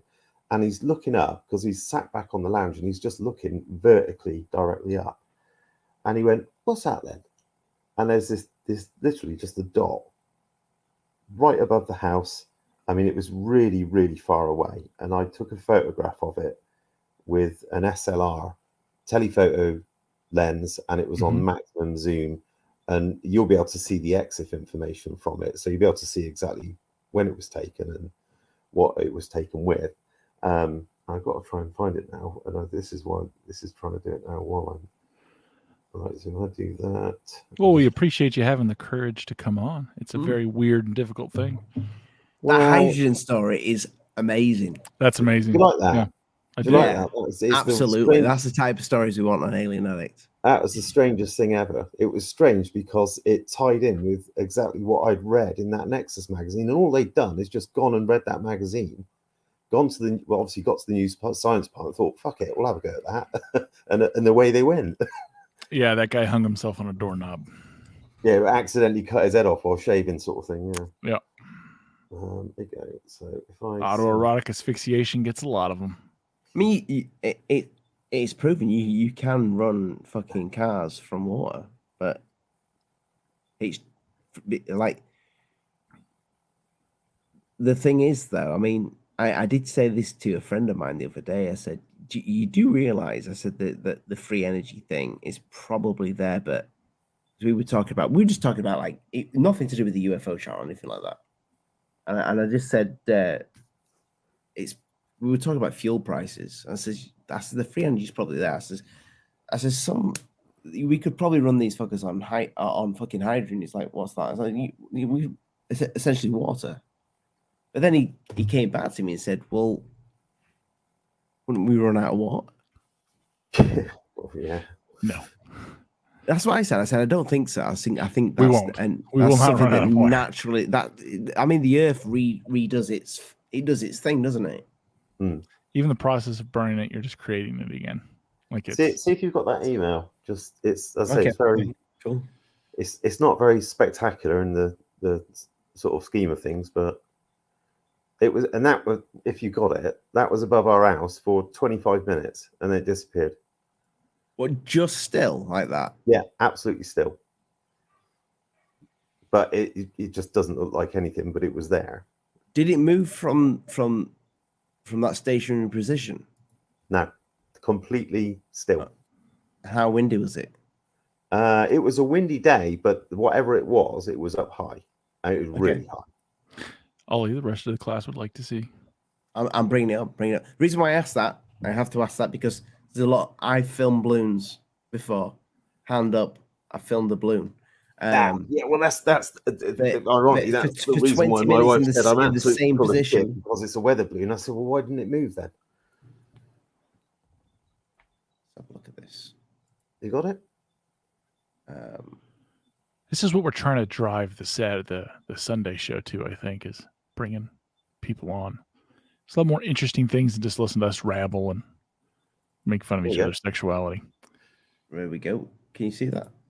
Very, very boring, I'm afraid. It's not got any flashing lights or anything like that on it. But if you zoom Enhance. in, it's kind of made of sort of two dots, sort of. Enhance. I can't. That's as much as I can zoom in on the email. Yeah. Well, I did send the original size, so it should be the full size one. So you should be able to zoom into it if you download it. If Lee was on it, I would be able to I'd be able to go into Photoshop while he had. I got like 5 shots of the same thing, but I've sent the actual JPEG, so you can see there actually at the top left. That's JPEG, so you'll be able to see the EXIM information from the the camera I used. So there's a camera. So that thing was just stood stationary above your house for like 20 minutes. Yeah. Kind of looks like that picture I sent you of the dude that was taking pictures of the geese and saw the thing floating over the I can see the secured lab. I got some video as well of all the sounding custodian. Where one night we went out. There was it was the night one of the SpaceX launches, and this is completely different. This is something else, we. I mean, sorry to stop you there, Comfy Self, but you seem like an intelligent guy that would probably know the difference between a Mylar balloon above your house and something a light that stood there stationary. Was this thing glowing, or did the light change? Daytime. It was daytime, so it just looked white, as you can see there. Solid white, or did it shimmer at all? No. Solid white. You can tell the difference between like kids' balloons. You know, when they roll around. Yeah. So it was just a solid color. It was just that solid color, solid position, didn't move, and then just disappeared. It was one of those things where you're kind of looking up vertically. Because as I said, I've got about, just looking back at your phone, I've got like 3 or 4 shots of it. And then you kind of, you're still looking at it and you look down, have another burger and what have you, and then look out and it's gone, sort of thing. So it didn't move, didn't change, didn't do anything, just stuck there. And obviously the clouds are moving, but I can only gather that was up higher. But then, am I right in saying that the higher you go, the less wind there is? You know, in defense of a weather balloon. There's different streams. Yes. There's different streams, that move around. But it's also perception at a distance. You know what I mean? Like, yeah. But here's the thing. This is how I view most things generally. Just because something, like people write off lights in the sky, or especially in the daytime, it's probably a Mylar balloon, because it could be a Mylar balloon. So they take the possibility of a mistaken identity to be the fact that it isn't a mistaken identity, and that clouds reason. Not a fan of that. Not a fan of that at all. You know, it's like, well, they could do that and make it away. It's like, yes, they could. You're 100% right. They could, but it doesn't change this instant with a qualified person watching it, looking at it. Well, it doesn't change that account. If Lee gets the original JPEG, you'll be able to zoom right into it, and it looks like literally like two things stuck together. It doesn't No. look balloon shaped. It's like almost like a figure of 8 made out of 2 blobs, sort of thing. It's quite I will get that into Photoshop this week, and I'll have a really good look at it. It's quite old. Obviously, it's a few years back and what. Yeah. I've got some video of as I say, this is again, this is one thing where my wife she tells me I'm full of shit. We go out the back to watch the Starlink going over, completely miss it, don't see it at all, but see these. The problem is it's got totally dark at night, and all you film with is your phone, and on the horizon we're just watching these 3 white dots, one after the other, all strobing, and I got it on my phone again, but I don't know how big it'd be to send it. I don't know sort of what size the file would be, but it was all sounding Bristolian there, going, what the bloody hell's that then? There's these 3 white dots, and they're all flashing one after the other, and obviously I know where I live, and I know and you're how can I say, from looking at you jumping around now, from the video you can't see it, but when we were watching these 3 white lights strobing, your depth of field that your eyes see would say that it was at helicopter height. Did you know that? That's when you see something, you like, if you see a satellite, your depth of field tells you that it is a satellite because you can see how far it is away. But we're watching these 3 flashing lights, and we're out the back, and I said to my wife, right, okay, then if I'm full of shit, what's that then? And we're watching them. She went, I don't know. I've done the same thing. The same thing. Not only that, my next door neighbours were out watching it as well. And I said, hey, Andy, what do you think that is? And they're like, I ain't got a clue, because you can hear it on the video. Comfy, I don't think there's one. You don't mind if I call you Comfy? Oh, is it so? Would you prefer Sofa or just Comfy? Mr. Sofa. Mr. Comfy. The thing is, I bet every single person in this chat, I bet every single person watching this video that's not watching it live has seen something in the sky that they can't understand. Everybody. Absolutely everybody. It's a lot of people. Let me ask you this. Have you ever had a paranormal experience? Nothing leaps to I can tell you 2 with my dad. My dad passed away about 10 years ago. Okay, and now I'm about as religious as the remote control sitting on the couch next to me. Me too, mate. Right, so there you go. So that's how my wife's family are very religious. We even get to the point with the joke where if I have to take something up to the church for my mother-in-law, they always joke that as I step over the seal, I'll catch fire, or something like that. So that's about as religious as I am, which is not at all. Now, my dad passed away about 10 years ago. This is quite there's 2 stories to this, and right, okay, so he passed away, and my mother-in-law, my stepmom, should I say, sorry, my stepmom said, do you want to go and see him in, like, lying sort of in his coffin, sort of ready to go, because he's going to be cremated? And I said, no, I'm not interested at all. I don't, because I was with him when he died in the hospital. I was there with him, and that was enough for me. And she asked me that question. I said no. Anyway, I went to my dad's house. Obviously, my stepmom still lived there at the cottage, and this is the strangest thing. So anyway, I was probably going to jump around and go, I've got to get this right. No. Anyway, so I appreciate you telling the story. No, it's fine. After he passed away, I had the most vivid dream of him, and I don't know if anyone else has dreamt of anyone that's passed away, but there's never any talking, is there? No, there isn't, is there? No, it's strange, isn't it? Anyway, so he's got like a tatty white shirt on that's got a bit of oil on it, because my old man was a petrol head.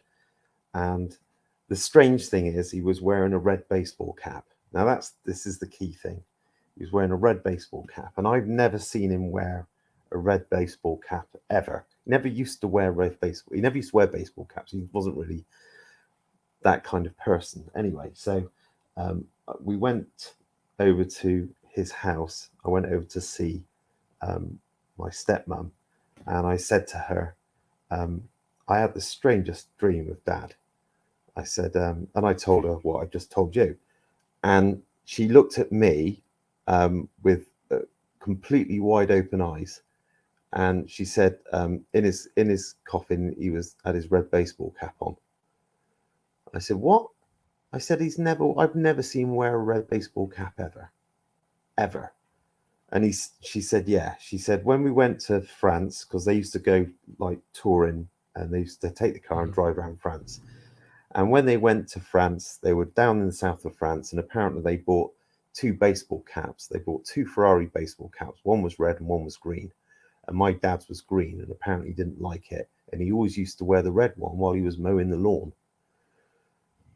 And I never saw that, because obviously I didn't live with my dad. And apparently it was in his coffin when he was cremated. And I didn't know that. That's How weird's that? You dreamt that? I dreamt that, and then the next one happened about 6 months later, when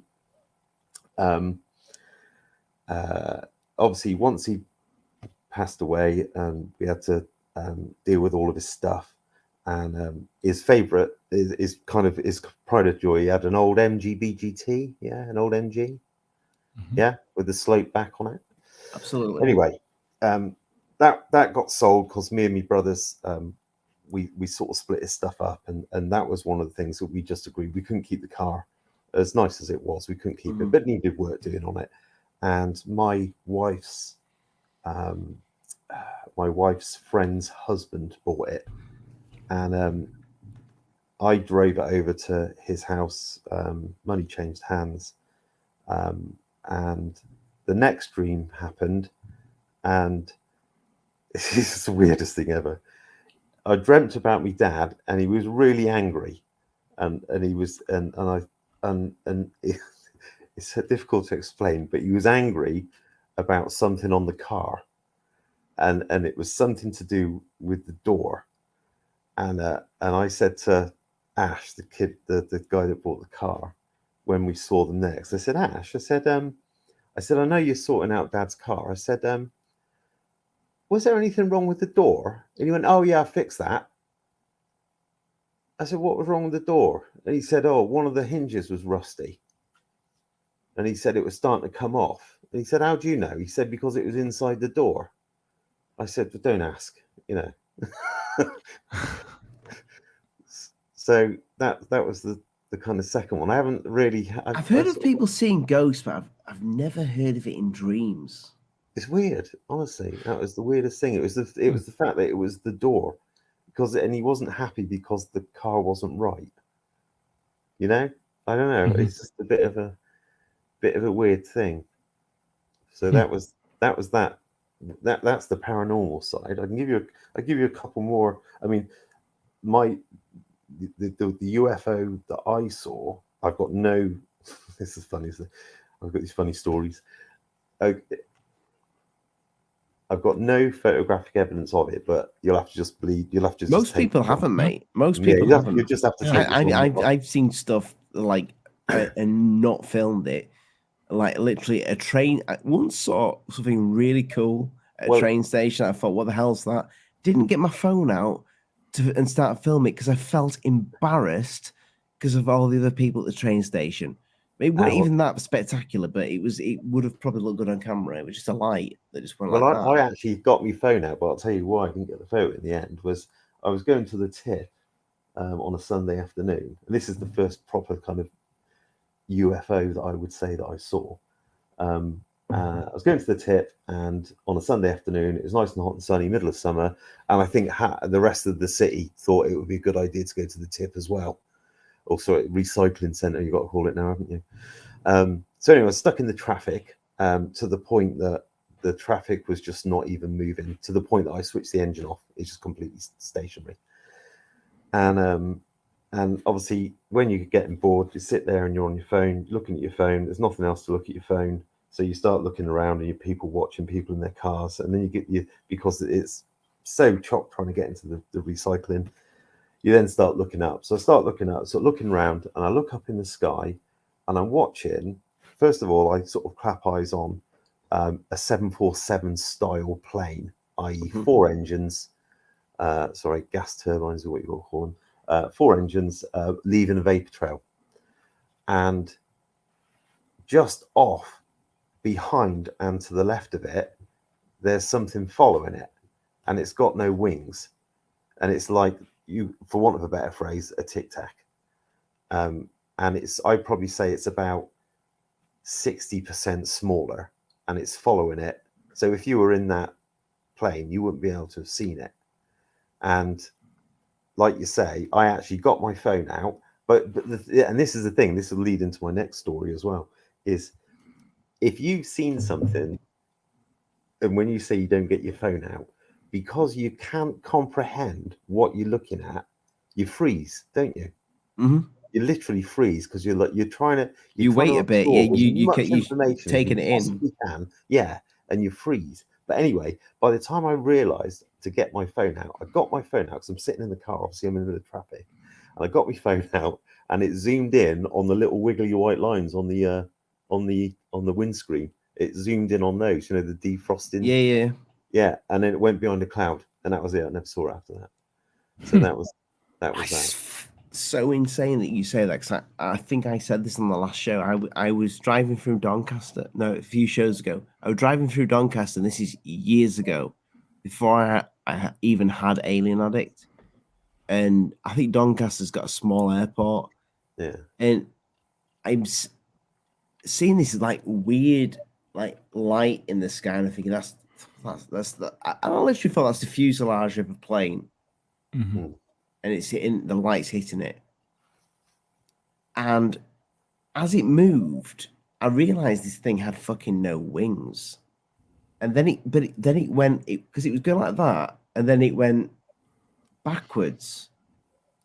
But it went like that, and then it went like that, and I thought, and I was in traffic, and I had the shittiest smartphone going at the time, which was a Nokia Lumia. If you remember the Windows attempts at smartphones, and I pulled it out at the time. Took it, and I think I've pulled it out the window, or took it. I can't remember if I took it on the dash or took it out the window. But there's sunlight as well. I have these pictures on my Windows, whatever the Windows cloud account is, those pictures are there. I'm gonna get OneDrive. I'm gonna get them motherfuckers, because I showed it to my friend who's a full-on skeptic, and I said, "Look at that thing," and he said, "I'll give you that one," because it had a shadow underneath it, and that is exactly what you've just described, like a tic tac. A tiny little, it was like almost like an egg. It's like a fuselage. That's what I was looking at. It was like a flying fuselage, but with no wings and no vapor trail. But the thing is, I was very close to an airport, so I'm like, this thing was at cruising height. This was definitely a cruising height. It was whatever the plane was. Just it was. I'm guessing probably transatlantic or something like that. It was at that height. But it kind of saying about the not getting your camera out. I told my little brother that story, and my little brother is the most sanest, down to earthest. Doesn't have anything to do with UFOs or tinfoil hat theories or conspiracy theories or anything like that. Mm-hmm. And he said to me, he said, "Where's the picture then?" I was like, "Nick, honestly, I couldn't get it." And I tried to explain it. Anyway, that sighting was probably about 5 years ago or something like that. And then about, I probably get all my time frames out now. About a couple of years. You do as you get to our age, mate. Yeah. Well, I'm saying our age because I did catch a glimpse of you. I'm in my 50s. Yeah. And I was chatting to my little brother a couple of years ago, and he said, "You know that UFO that you told me about?" And I said, "Yeah." And he said, I saw something." And I said, "Yeah, but you told me I was full of shit." and you also told me about the fact that I never got a picture of it. And just to kind of, I'm not going to lend a bit of we could be lending a bit of credibility to my little brother. He is a cameraman for a job. He regularly works. I'm not going to give his name or his last name or anything like that, but he regularly works on documentaries to do with David Attenborough and Oh, cool. yeah, he was one of the cameramen on the Big Cat Diary, for example, years and years Oh, ago. wow. Yeah, so that's kind of his, and he's a photographer and a cameraman. He's been doing it for the last 25 odd years. Anyway, so one of the things that he does, God, he'd probably kill me if he heard me saying this if this was out on YouTube, which obviously is going to be. One of the things he does, he was volunteering at an archaeological dig over on the outskirts of Bath, and he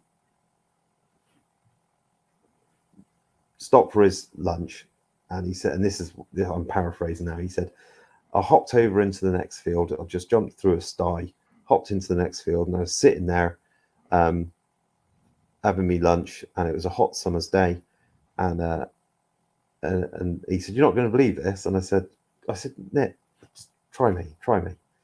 And he said he watched this ball come from distance to essentially above him. He said it was a white ball. He said, I'd say it was about 300 foot up in the air. He said it would probably be about 30 foot across, roughly. And he said if you drew a football pitch in the air, he said it pinged round it like a ping pong ball, really, really fast. And then it stopped and then just carried on going in the same direction. He said, "Right, were you?" And I said to him, I said, "Where's the photo?" And he went, and he said, "I couldn't move." He said, "I couldn't move." He said, he says, "I just couldn't believe what I was seeing." He said, "I was completely frozen." I said, "Well, there you go." Yeah. What were they excavating at that site? It was an archaeological dig of some sort. What, I don't know. So there you go. So that's it. I'm out now. That's all. There's a lot of history in Bath. There is there. Yeah. I think that's the thing, Comfy. I think for a lot of the people that see something genuine that will blow their mind, I think the last thing they'll think about is getting the phone out. Yeah, it's true. When you are that like overwhelmed by what you're seeing. Yeah, because when I was watching that one when I was in the car, I was watching that, I'd probably say for about a full minute. And your brain's just going, what is it? What is it? What is it? What is it? What is it? What is it? Look a bit harder. You'll be able to see what it is. Look a bit harder, be able to see that it's not something that you can't explain. Look a bit harder, and then by the time you think, "Oh, get your phone out," it's gone. Because you ask yourself that you even, and I've been in that situation where I thought, is this worth filming? And you mentioned about your wife, and I've been outside. Me and the missus, we just had a barbecue. We put the kids to bed, having a few glasses of wine out there, and then all of a sudden there's this white light in the sky, and it's pitch black, and it's just moving. And you can see a few stars because there's quite a bit of light pollution where we live.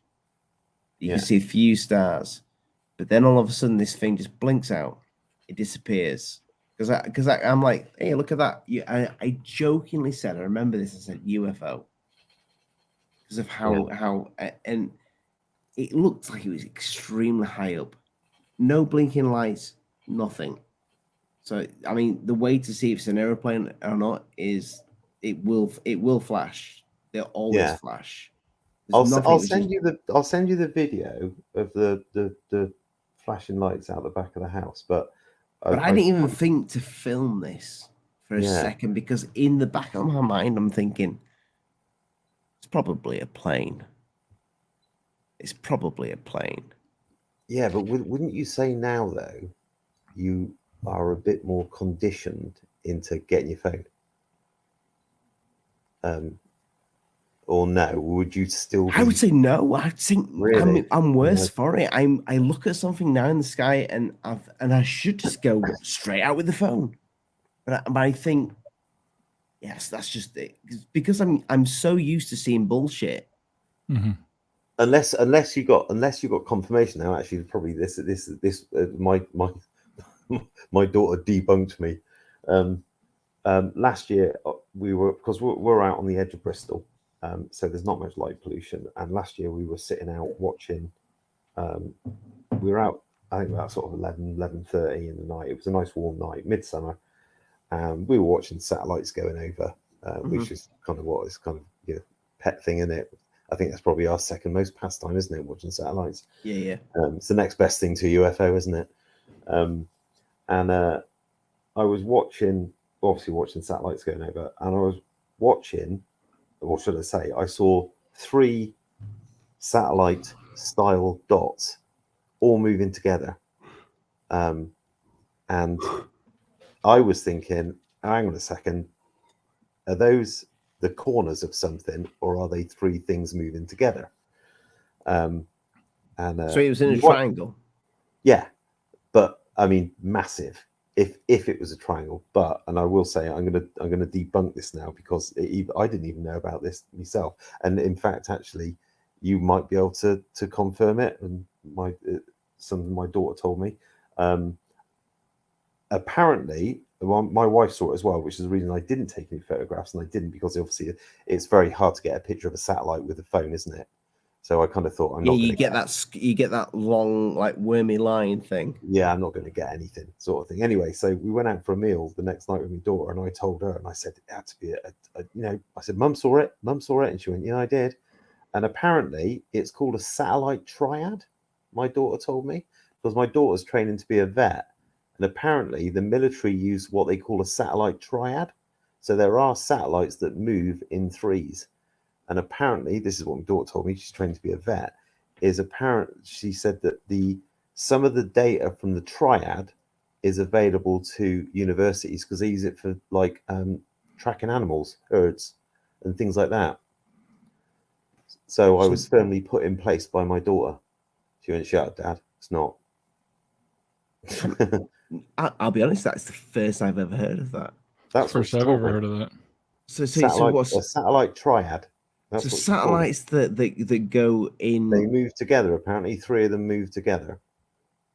That's what she told me. And apparently, it's the military use them for military things, but they are also used for tracking animals, herds. Yeah. And my daughter said, yeah, we've got access to that at the university. I thought, oh, okay. I was really hoping it was going to be a massive UFO, but that's what she told me. And then she said, shut up, Dad. So that might explain some of the TR3B sightings. Very well could. That's what she told me. But not the big up close and personal ones. No, not the small, not the slow moving ones that black out the sky. Yeah, I mean, I'll relay a story that a guy who I used to work with told me, and the reason he is now massively into astronomy is because of what he saw. And he said he saw a black triangle above his house when he was a kid, and he lived out in Wales.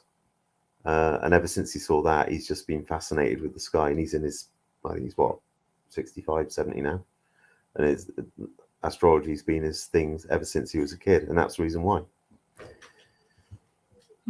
So there you go. But no, that's what my daughter said. It's a satellite triad. I must admit, that's the first time I ever heard of it, but she told me. Yeah, I'll have to check that out. I've never heard of that. Prove me wrong, please. I mean, I don't know. I'll check it out. Please prove me wrong, because I'll prove my daughter wrong. Yeah, I mean, I did some, and like they were talking about it, but not them moving together, but them using 3 different satellites to like measure gravitational waves, and they use it to triangulate in different areas. Because like when you're doing cell phone triangulation or communication triangulation, you need 3 different points so you can, pull an azimuth to where you need to go. Right. But for like 3 satellites moving together in formation. Yep.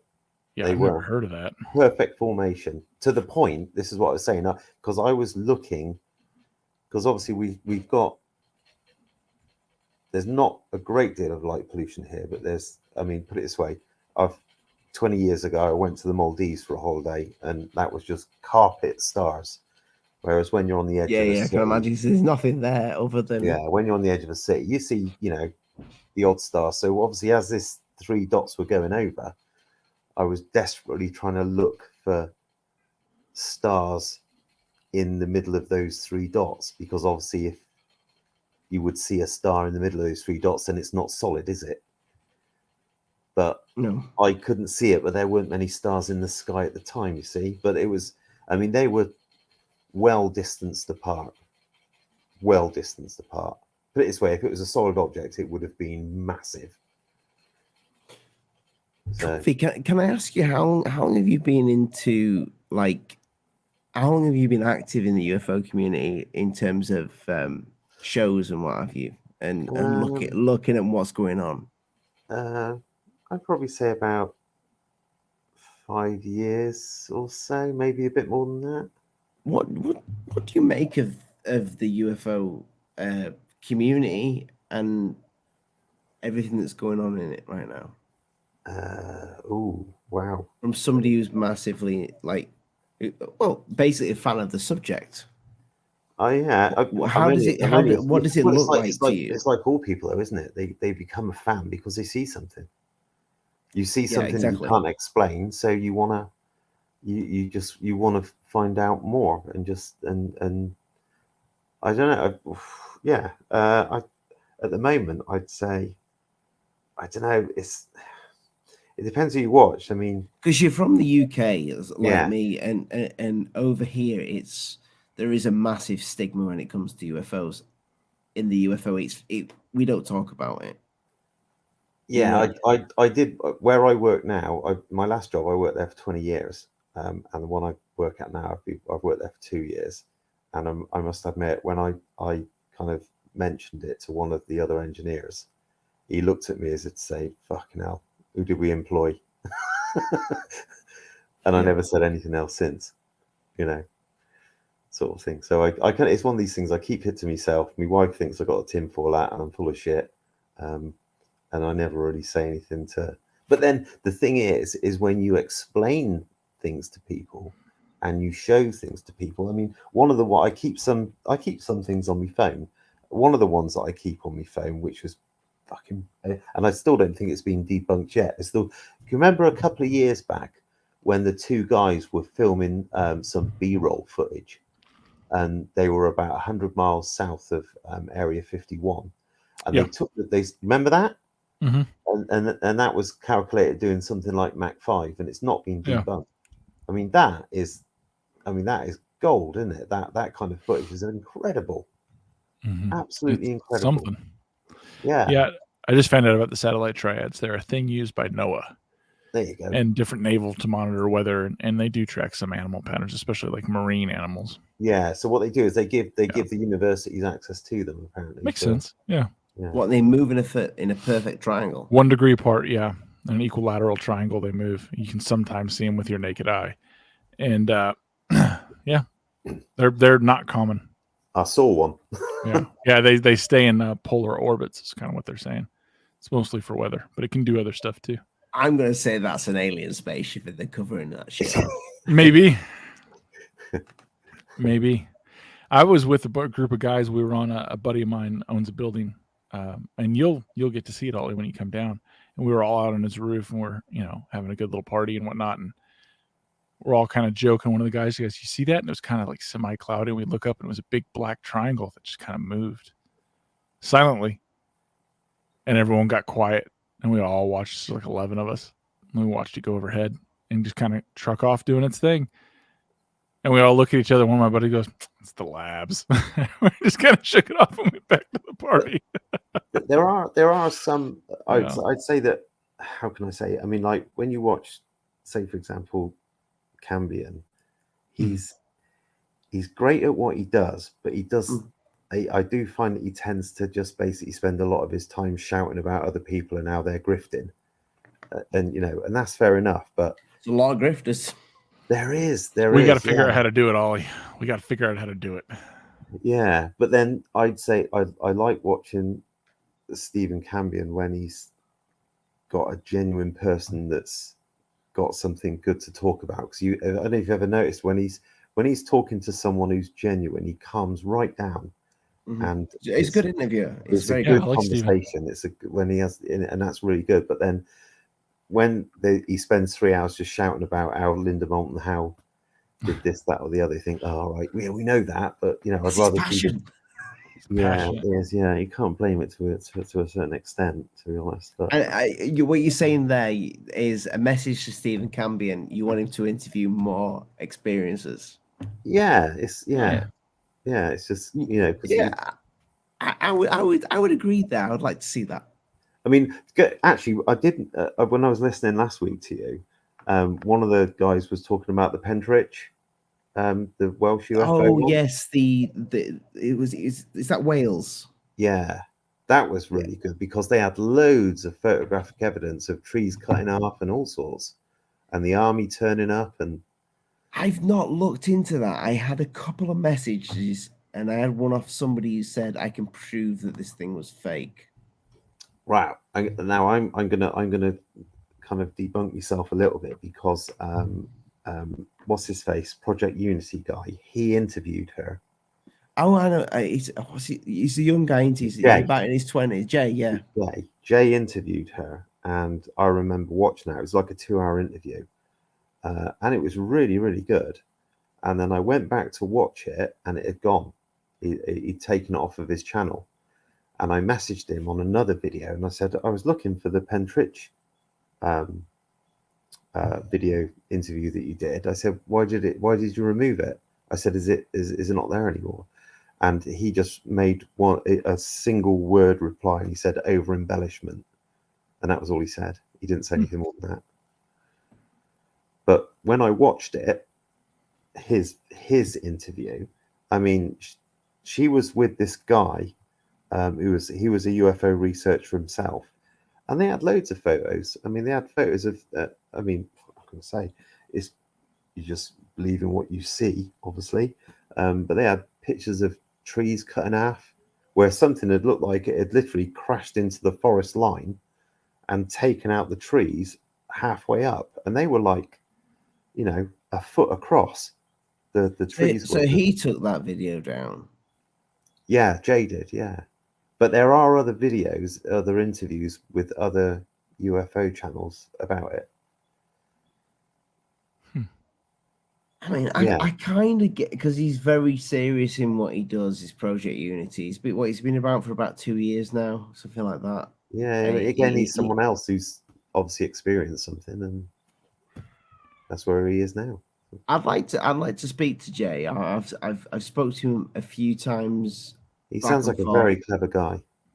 Yeah, he does.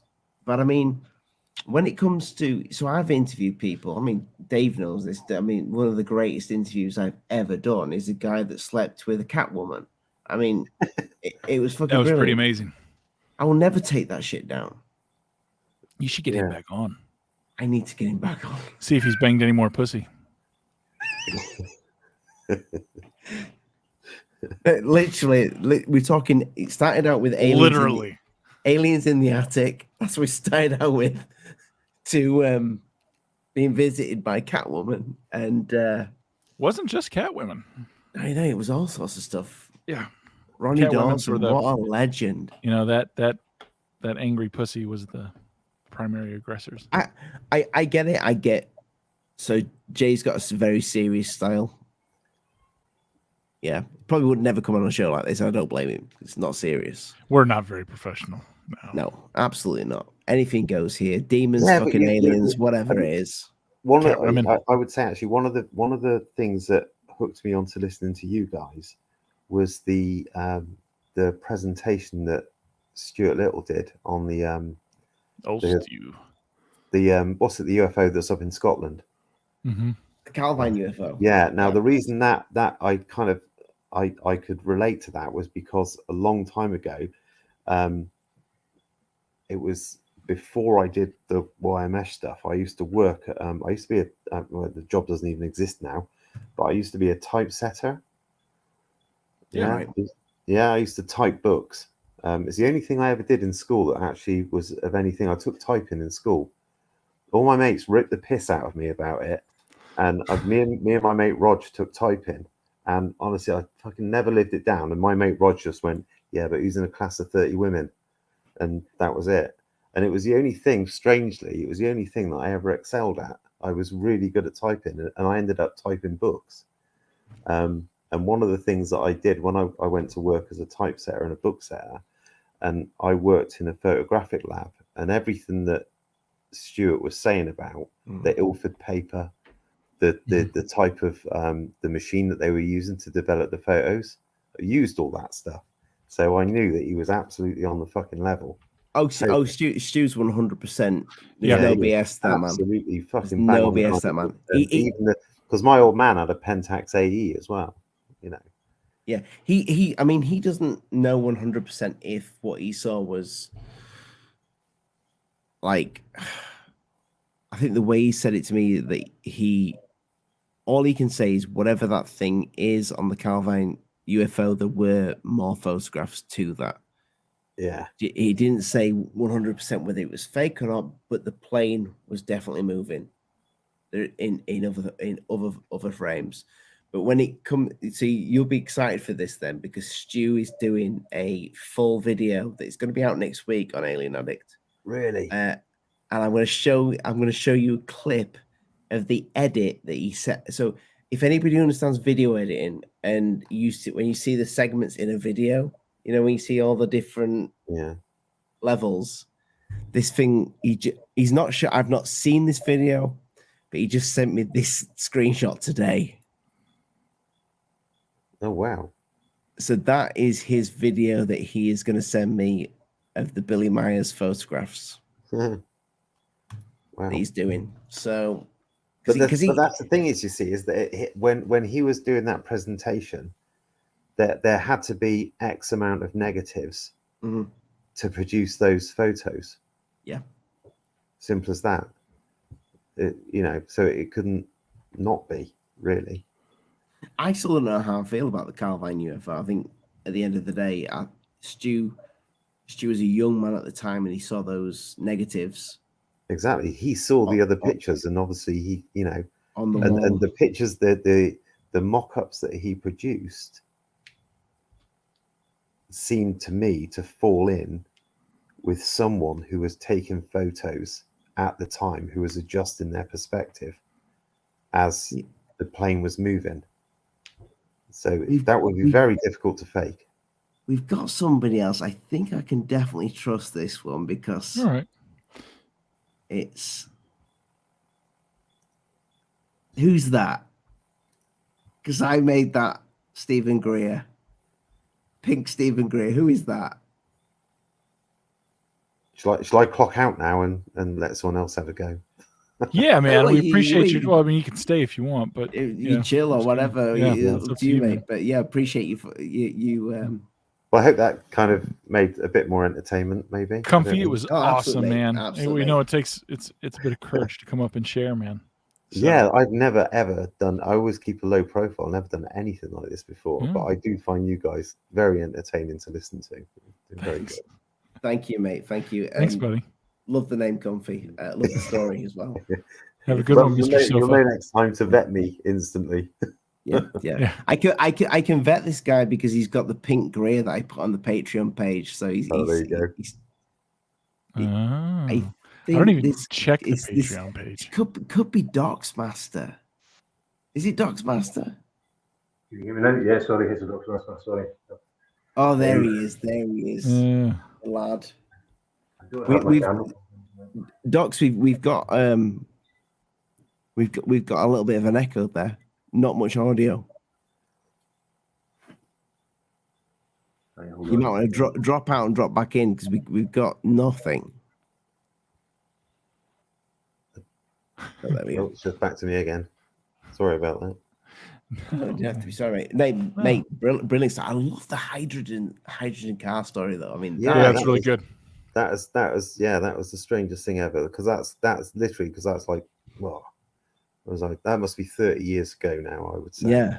But it tied in with the magazine that I was reading at the time, and that all Just- they'd done is just read that and knocked themselves off a car that they were driving around a farmyard somewhere. Yeah, Anyway, got to find a farm that burned down and a guy that hung himself on a doorknob. never saw him again. Nobody So, did. Yeah. I'll let the pink man have the floor now. All right, man. Take it easy, Sofa. Yeah. Cheers, Cheers. mate. See you later. Good to see you. Enjoying your Docs? banter. Hello, mate. Hello. Can you hear me? Eh, Kind of. sounds kind of terrible. I'm going to give him a proper headset. Give me 2 seconds. It's we have Scottish Stephen Gray in the house. Oh boy, that's a thing, huh? I made that Stephen Gray face with AI art. Made him pink, but he's blue for me for some reason. Is he pink Because for your you, Dave? monitor's all jacked. Mine's pink. Is it pink? Mine's bright blue. Oh, there we go. There we go. Dave, we've been going for 2 hours. Over 2 hours now. Yeah, And you're man. still red. Yeah, man. I mean, I tried the other colors, you know. I just kicked my camera. I liked the green. I did like the green. I think the red's more ominous. UFO man, Lee is with his dad. Chilling with his dad. And He's by having dad, we mean boyfriend. Drinking Bud Lights. Yeah, he's doing some father and son time. Don't blame him. Great thing to do. More people should do it. Dad, you should do it. We don't have to cover for him. Everyone knows his sexual orientation here. Yeah. So yeah, that's where Lee is. Living his best life. I did say to him, I says, if you get back early, just drop in. He's too good for us. No, he will be like, he's probably on the whiskies now. Actually, I don't think he drinks whiskey. Good for him. Oh, we've got Docs is back. There he is. Is that There working? you go, mate. Oh, but absolutely. Yeah. Here, yes, Perfect. loud and clear. Those cheapo Bluetooth microphones don't work very well. No. This is where you're going to tell us your story, isn't it? And what No, I got don't you have a interested in. story. I don't have a story. Just I listened to Comfy talking about Pentarch, and I thought that's my shizzle. I like that one. I like that story. So I was hoping he was going to talk a bit more about it. But it is a compelling story. I know there's only really one solid witness on it. But Well, I don't really know much other than the video. I think did you send me the link last week? yeah, I put it in the private chat. There's a few videos I can dig out. Who some can more if you want. who can I get a hold of? Is Who it can you get hold of? the lady? Yeah, is Kaz the Clark lady? is the experiencer. I think she was out walking with a neighbour who hasn't come forward. Do you know what? Why not? I'm going to get hold of her. We'll get her Cool. on. That'd be great. We'll get her on. We'll do it. We'll do it. And we won't delete it. Like who deleted it? What's his name? Jay deleted it. Yeah. I kind of get why some UFO channels, they'll think they've got to go down a certain route. They'll get a guest on and they think, oh, that's not the route that I wanted to go down. Let's delete the video. But on Alien Addict, I couldn't give a shit if somebody comes on and they tells me that they met an alien that grew mushrooms out of its bum. It'll stick. Or they have sex with cat people. Yeah, it's part of the Yow. madness. You know, sometimes you're going to get some. Sometimes you're going to get some crazy. Sometimes you're going to get some. You got to take the rough for the smooth.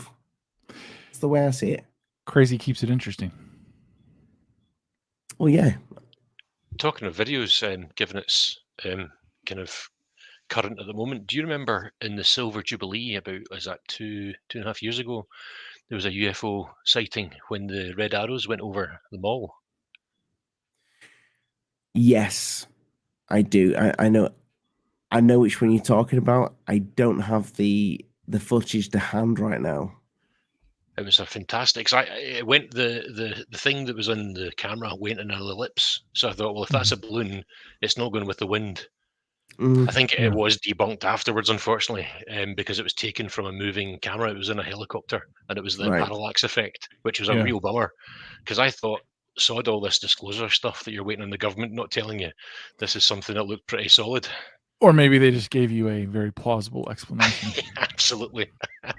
So have you ever encountered anyone strange? Anyone No, that set I your am. hackles up? No, I'm just vanilla. I'm boring. No stories. Just interested in the topic. Sorry, guys. You're gonna have to get comfy back on because he sounded like he had boatloads of experience. I like it. Yeah, I think we're gonna win comfy for life now. That's it. It's everyone's nervous about coming on, but there's no reason to be. There's that. The thing Mostly. is, you've got to. I think for somebody to tell a genuine story, that they feel kind of Naked. Vulnerable. Yeah, they feel vulnerable to tell that story because, Yeah. especially somebody from, and don't take this the wrong way, Dave, but somebody from the UK. Mhm. Because in the UK, if we speak about this sort of stuff, you are looked at like you are fucking bonkers. Mhm.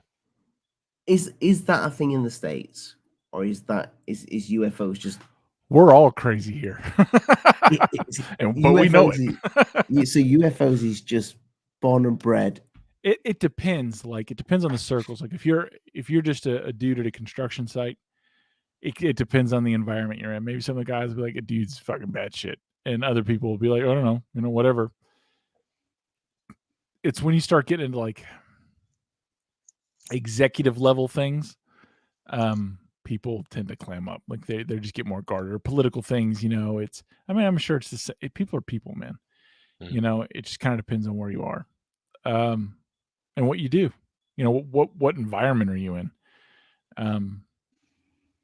Most of the things I've found in my life that labor related of some kind, they're more interested in hearing crazy things, and it's like, I don't know if it's an association with professions as they go up. So I have several friends that are, doctors, lawyers, things like that, which is hilarious. So if you knew anything about me personally, you'd find it to be absolutely hilarious.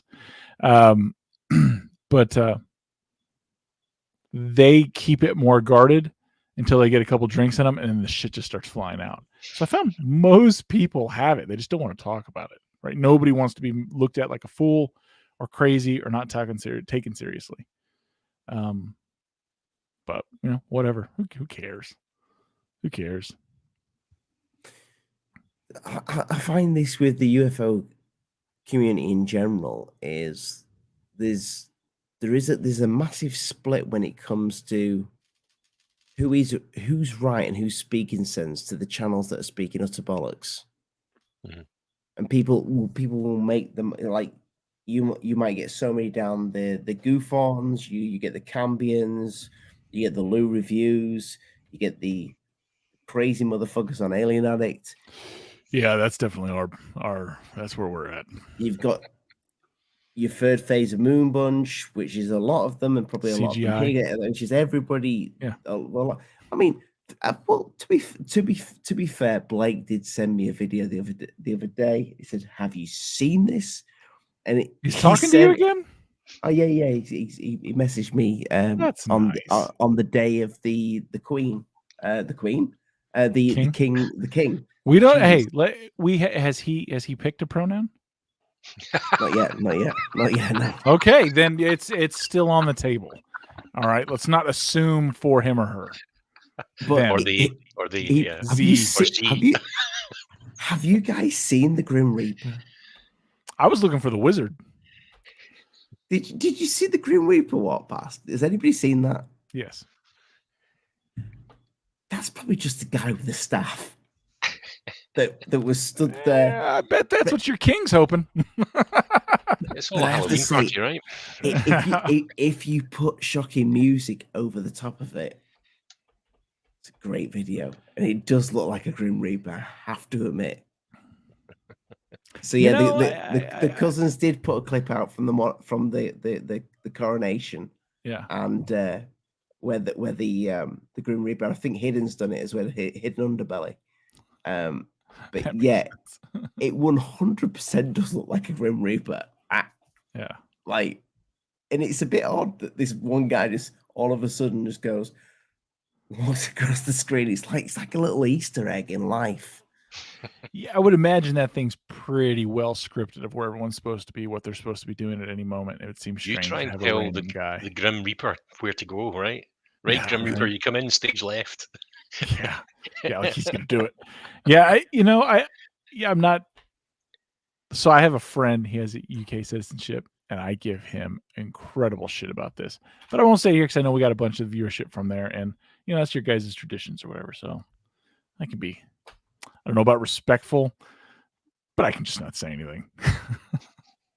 I mean, my president smells children, so Yeah, he does. I got fucking nothing to stand on. Yeah. Oh well. No, I did see the Grim Reaper thing. Yeah, I thought it was interesting.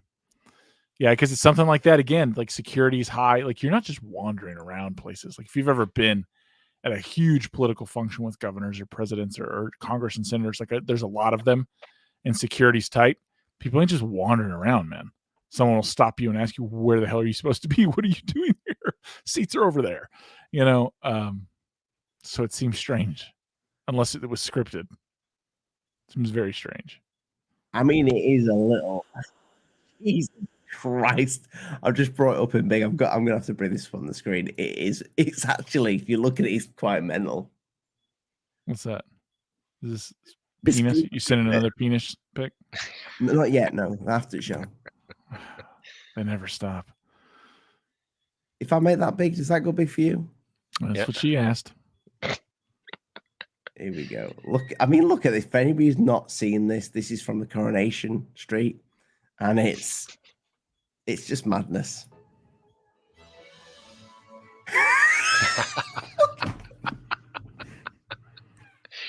Now we know that Grim Reapers float, so that's got to be a fake, right? And there was no shadows. Do they? He's got a shadow. Oh, he's got a shadow. Maybe they doctored that in afterwards, right? So who's the person that's going to tell him, "Hey, the door's open, run across now"?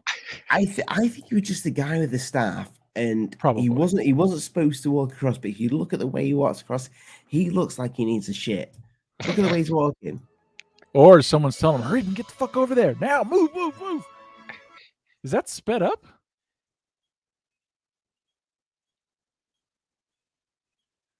I mean, nevertheless, That's kind of weird.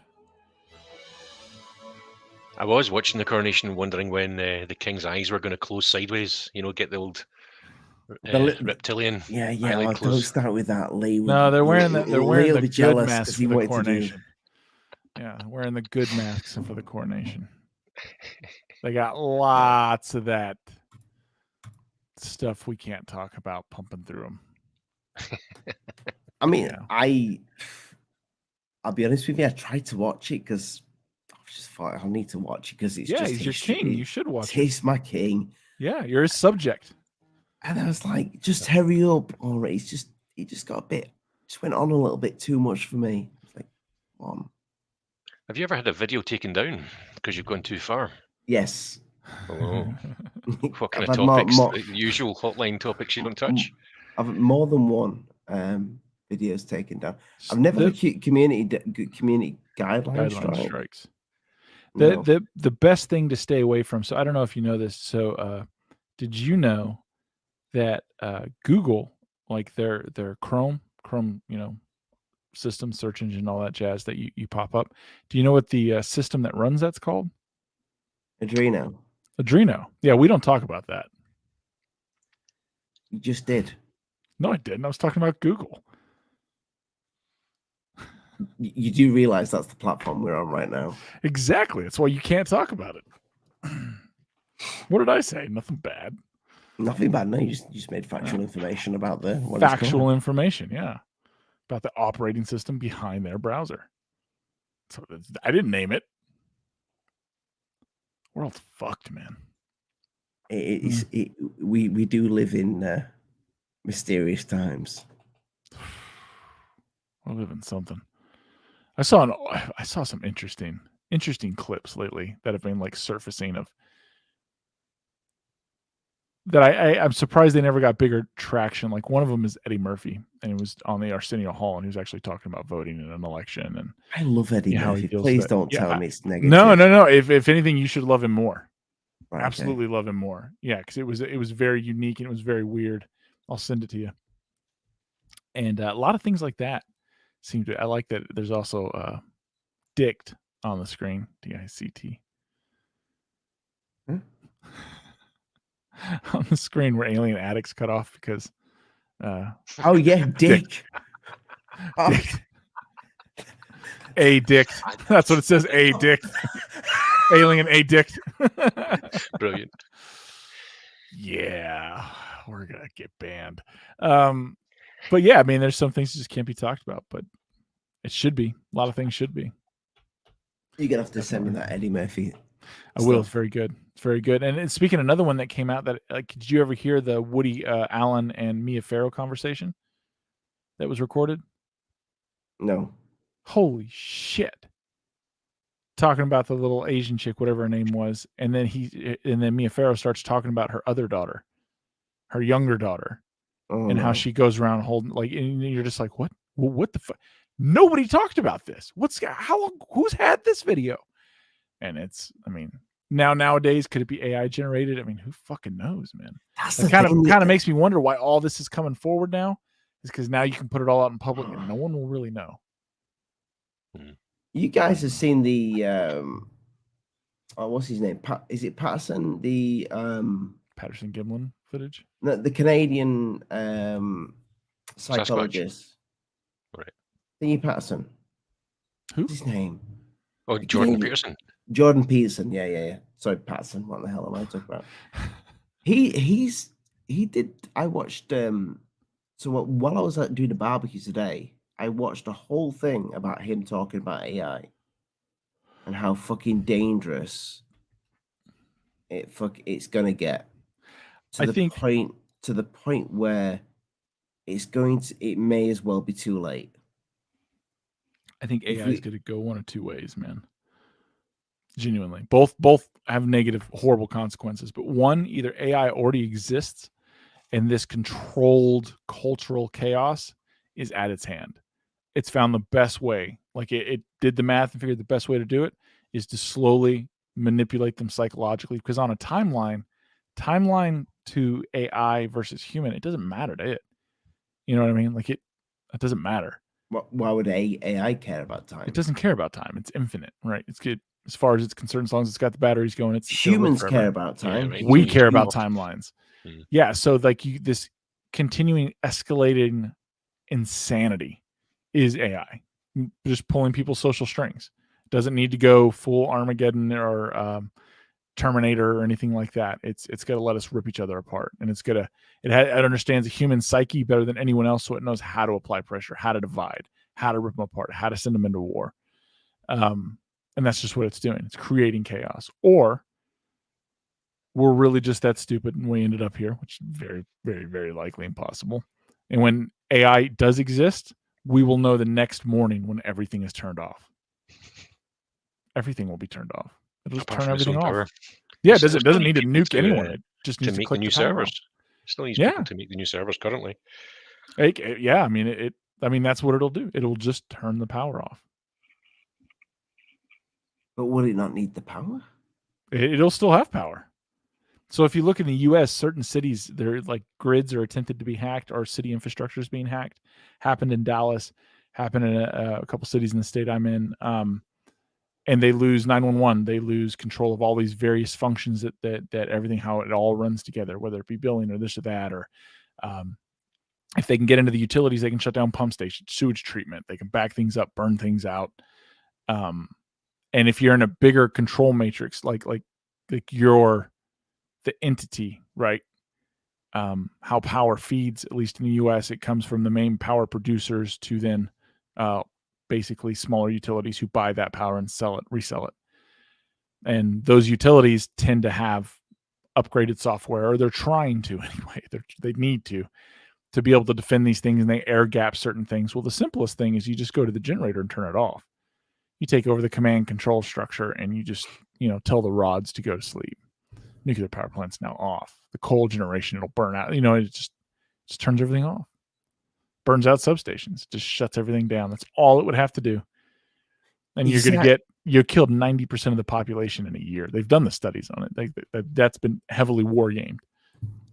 See, I've had this argument for years. Like when it comes to AI, whatever we may get. I mean, the first thing that I remember with AI as a young kid was when you'd see artificial intelligence in a computer game.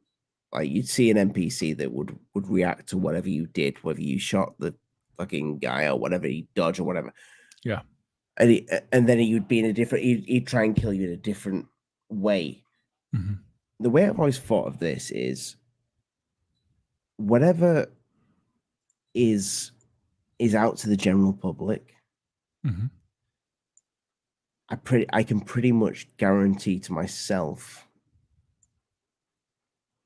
whatever they have is probably 10 times, if not 20 times more powerful than what we can do now. Yeah, so man. You're talking about chat BT or whatever, or AI generated images. Mm-hmm. People always say, "Oh, look at do you remember the hologram of is it the rapper? What's his name? Tupac. Great. Tupac, Yeah. I could not think of Tupac then. But the hologram of Tupac. I mean, wow. But I bet you, if whoever they are that control certain things gets hold of that technology, they're the ones financing it, man. They're the ones chasing it. That level is going to be up there. Yeah, whoever has it will be the gods of the future. If they can achieve it, because right now I think the only thing they really have is really advanced algorithms. They have a really advanced search. They have one that can kind of do a lot of things on its own, but it still needs creativity of people. But what you've just said there has just triggered something in me, because if they've been messing with this thing for such a long time, and I know it's only a film, it's one of my favorite films actually from the 80s, but Terminator. Mm-hmm. If you're essentially creating a living creature, it's living in a way. See, that's not my fear, man. My fear is like the quantum computing, how little they understand. Okay, but you are creating a child. You're creating a child hypothetically. And when you create a child in this world as a dad, a mother, whatever, mm-hmm. you teach that child through morals. You teach that child mm-hmm. through the things you learn. How have they taught this AI? They've fucking Google search engines fucking thrown at this thing mm-hmm. to what fucking humanity actually is, to this horrific things that have gone on. What do you think that thing's gonna latch on to? Do you think that thing's gonna latch on to the fact that humans like flowers? Humans like to go out for dinner with families. I understand what you're saying. There's no way to shape its moral compass if it has one. But here's the thing. That's saying that we genuinely create it. What if, because you're talking about using quantum computing to do this, and various other computing methods that are super classified and not talked about, right? Like different. I don't get quantum computing, by the way. Yeah. So it's something to do with. Is it something to do with like fucking atoms? Yeah, and so let's say that they're running on this quantum computing and they're sending this off into wherever, right? Some other however they're powering this.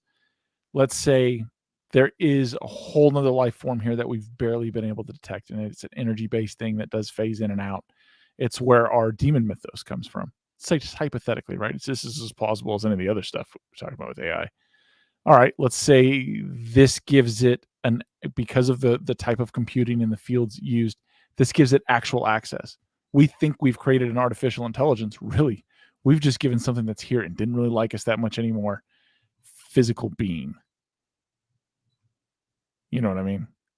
Yeah. And now it's plugged into our reality and it can affect things. That worries me more. None of the AIs are anywhere near being able No. to think on their own. Yeah. And they think on their own, and you can't tell the difference, which is really clever. Yep. But none of them can recreate themselves. No. So it's easy to turn them off. But somebody somewhere is going to be really clever and think, wouldn't it be clever if we could just make it replicate to a Google Drive or to a couple of nodes in Amazon, and that'll be an interesting step. Yeah, I mean, just their pursuit of this, not AI itself, but the pursuit of AI can be very problematic because you're just have an incredibly advanced algorithm with certain parameters that it does or doesn't have. But because it's so wildly advanced based on this incredible technology, and it is software, not hardware, it gets loose.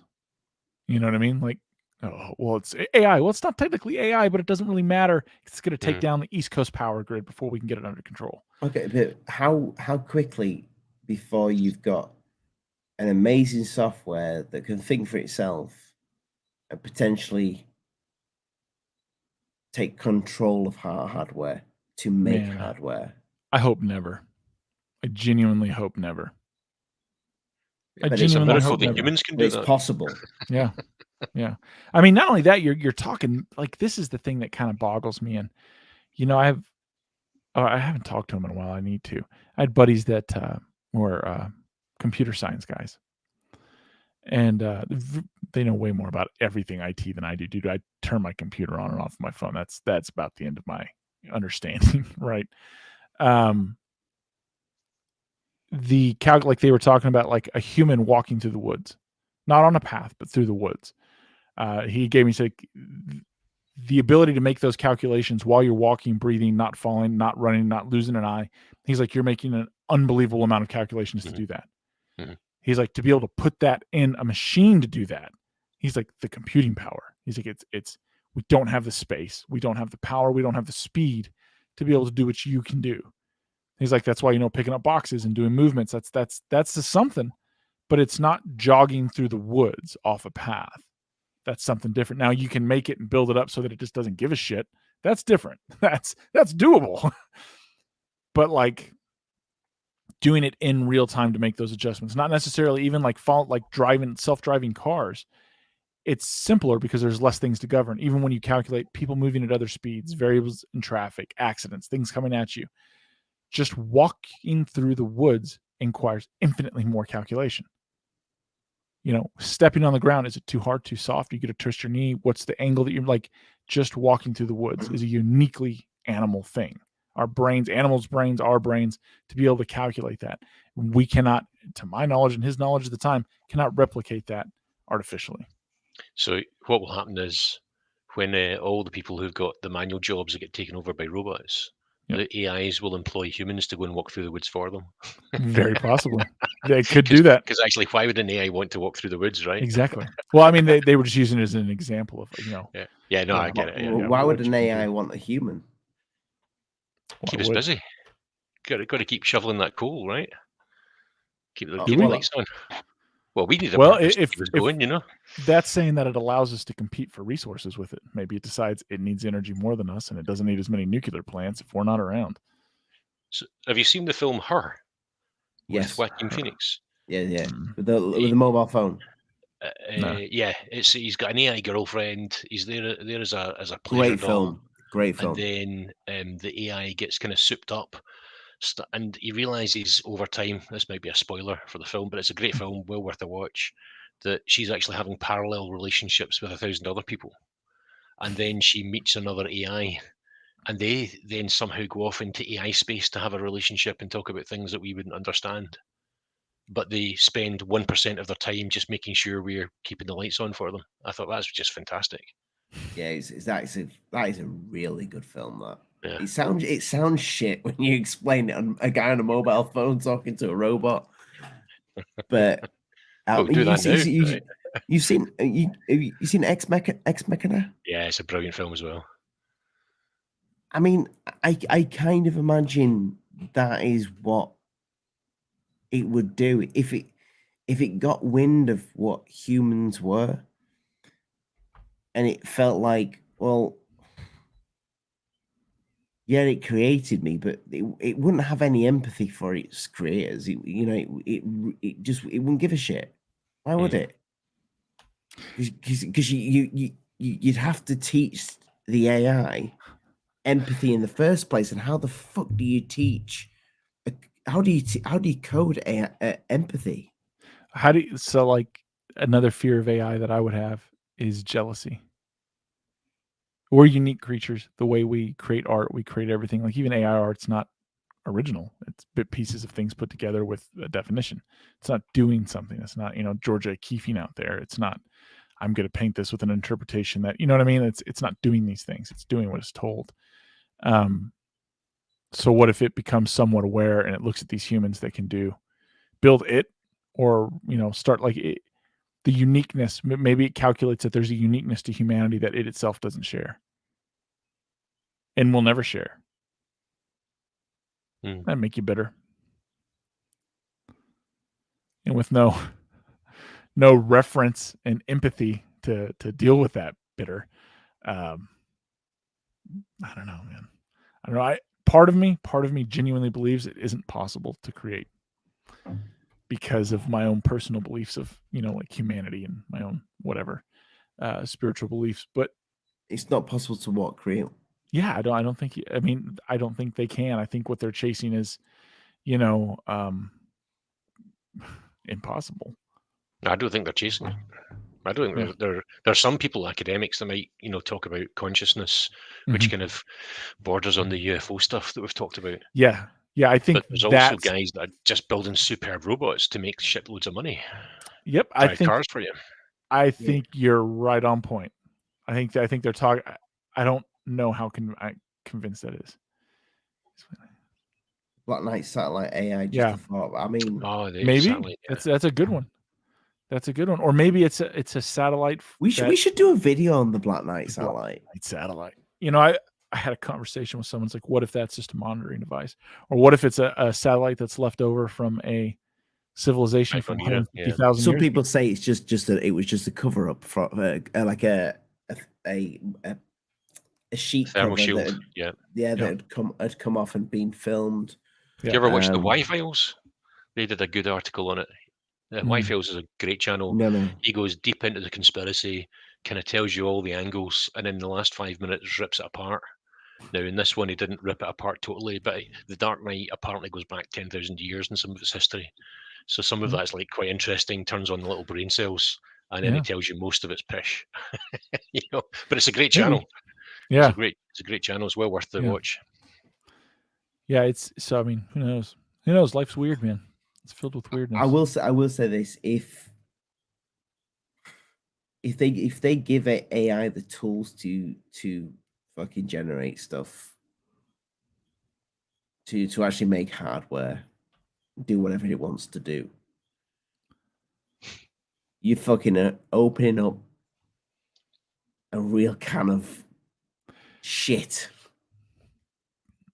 I think there's a higher probability of genetically altered people posing a very similar problem to AI in a much more near future than AI itself. Because we have that technology. We can start editing now. We don't even know what the consequences are. We've jumped so far ahead in that world. Like we're just kind of hop, skipping and jumping on that. And you can't tell me China's not doing that in mass. Let's make them taller, stronger, smarter, faster, and more obedient. What do we got to cut out? What do we got to leave in? Governments have been trying to do that since World War I, if not before. Breeding programs in ancient Greece. It just is. It's terrifying to think about. We're ending on an unhappy note. What the hell, man? We do think we've done this a lot recently. We do that a lot. It gets dark at the end. I think the next time we do a show, we should probably end on the Cottingley fairies. I have no idea what those are. Is that the two girls? Yeah, the two girls that did the cardboard cutouts back in the it was, I don't know what year it was, but it was a long time ago. 1890s, 1880s or something, wasn't it? Something like that, yeah. Pictures were, Did they have one cup? I mean, they were Don't search that, folks. So the fairies. So how do I get there? 2 girls, 1 cup. Lee should Is do that a similar to 1 guy, 1 jar? 1 man, 1 jar? I don't know that one, but I'm not going to search that for sure. Well, we're definitely going to end on a saw note. Well, I don't know that the 1 guy, 1 jar. I don't think he lived through that. Pickle jars don't go everywhere. No, Glass doesn't guys, have that much tensile strength. it has been an absolute blast. Yeah, I kind of like these shows bringing people in. Yeah, it's fun, man. We'll do more in the future. Definitely. We just need to keep it a secret from Friday night. Yeah, this is the cool kid club. The cool night is Sunday night. We might even open up a third fucking show at some point. Do 3 shows. Why not? Maybe I can get out of the day job at some point. You got to figure out the grift to do that, man. We should start a cult. Just throwing that out there. There you go. There's the cult, people. Support the channel. Become a member. Get those Tic Tacs down you. I'm mad I don't have a Tic Tac. There's no Tic Tac of me. I'm going to make a Dave Tic Tac and a pink grey. I'm going to have to make a pink grey. Definitely. But thank you ever so much, people, for joining us in the chat. You've all, Lee, we have missed you dearly. I hope it's been worth it. I hope you've got a steaming hangover tomorrow. Dave, my lad, please don't eat me when eat not in a bad way. It's weird. It's weird that's your view. Eat Lee first. Well, we're stopping with Dave. I'm just assuming that he's cannibal. I'm a sexual predator. There's a difference. I'll send you home traumatized. And Haggis 73, I'm just going to call you Docs. Thank you, my lad. And Comfy, if you're still in the chat, thanks for joining us tonight. Amazing story, Comfy, by the way. Loved the hydrogen car story. Yeah, it was great. Good night, God bless. Mind the bugs don't bite. I'm Alien. Like, share, subscribe, all that jazz. Send it to a mate. Don't cost anything. Bye-bye. I can't find the intro. You got it.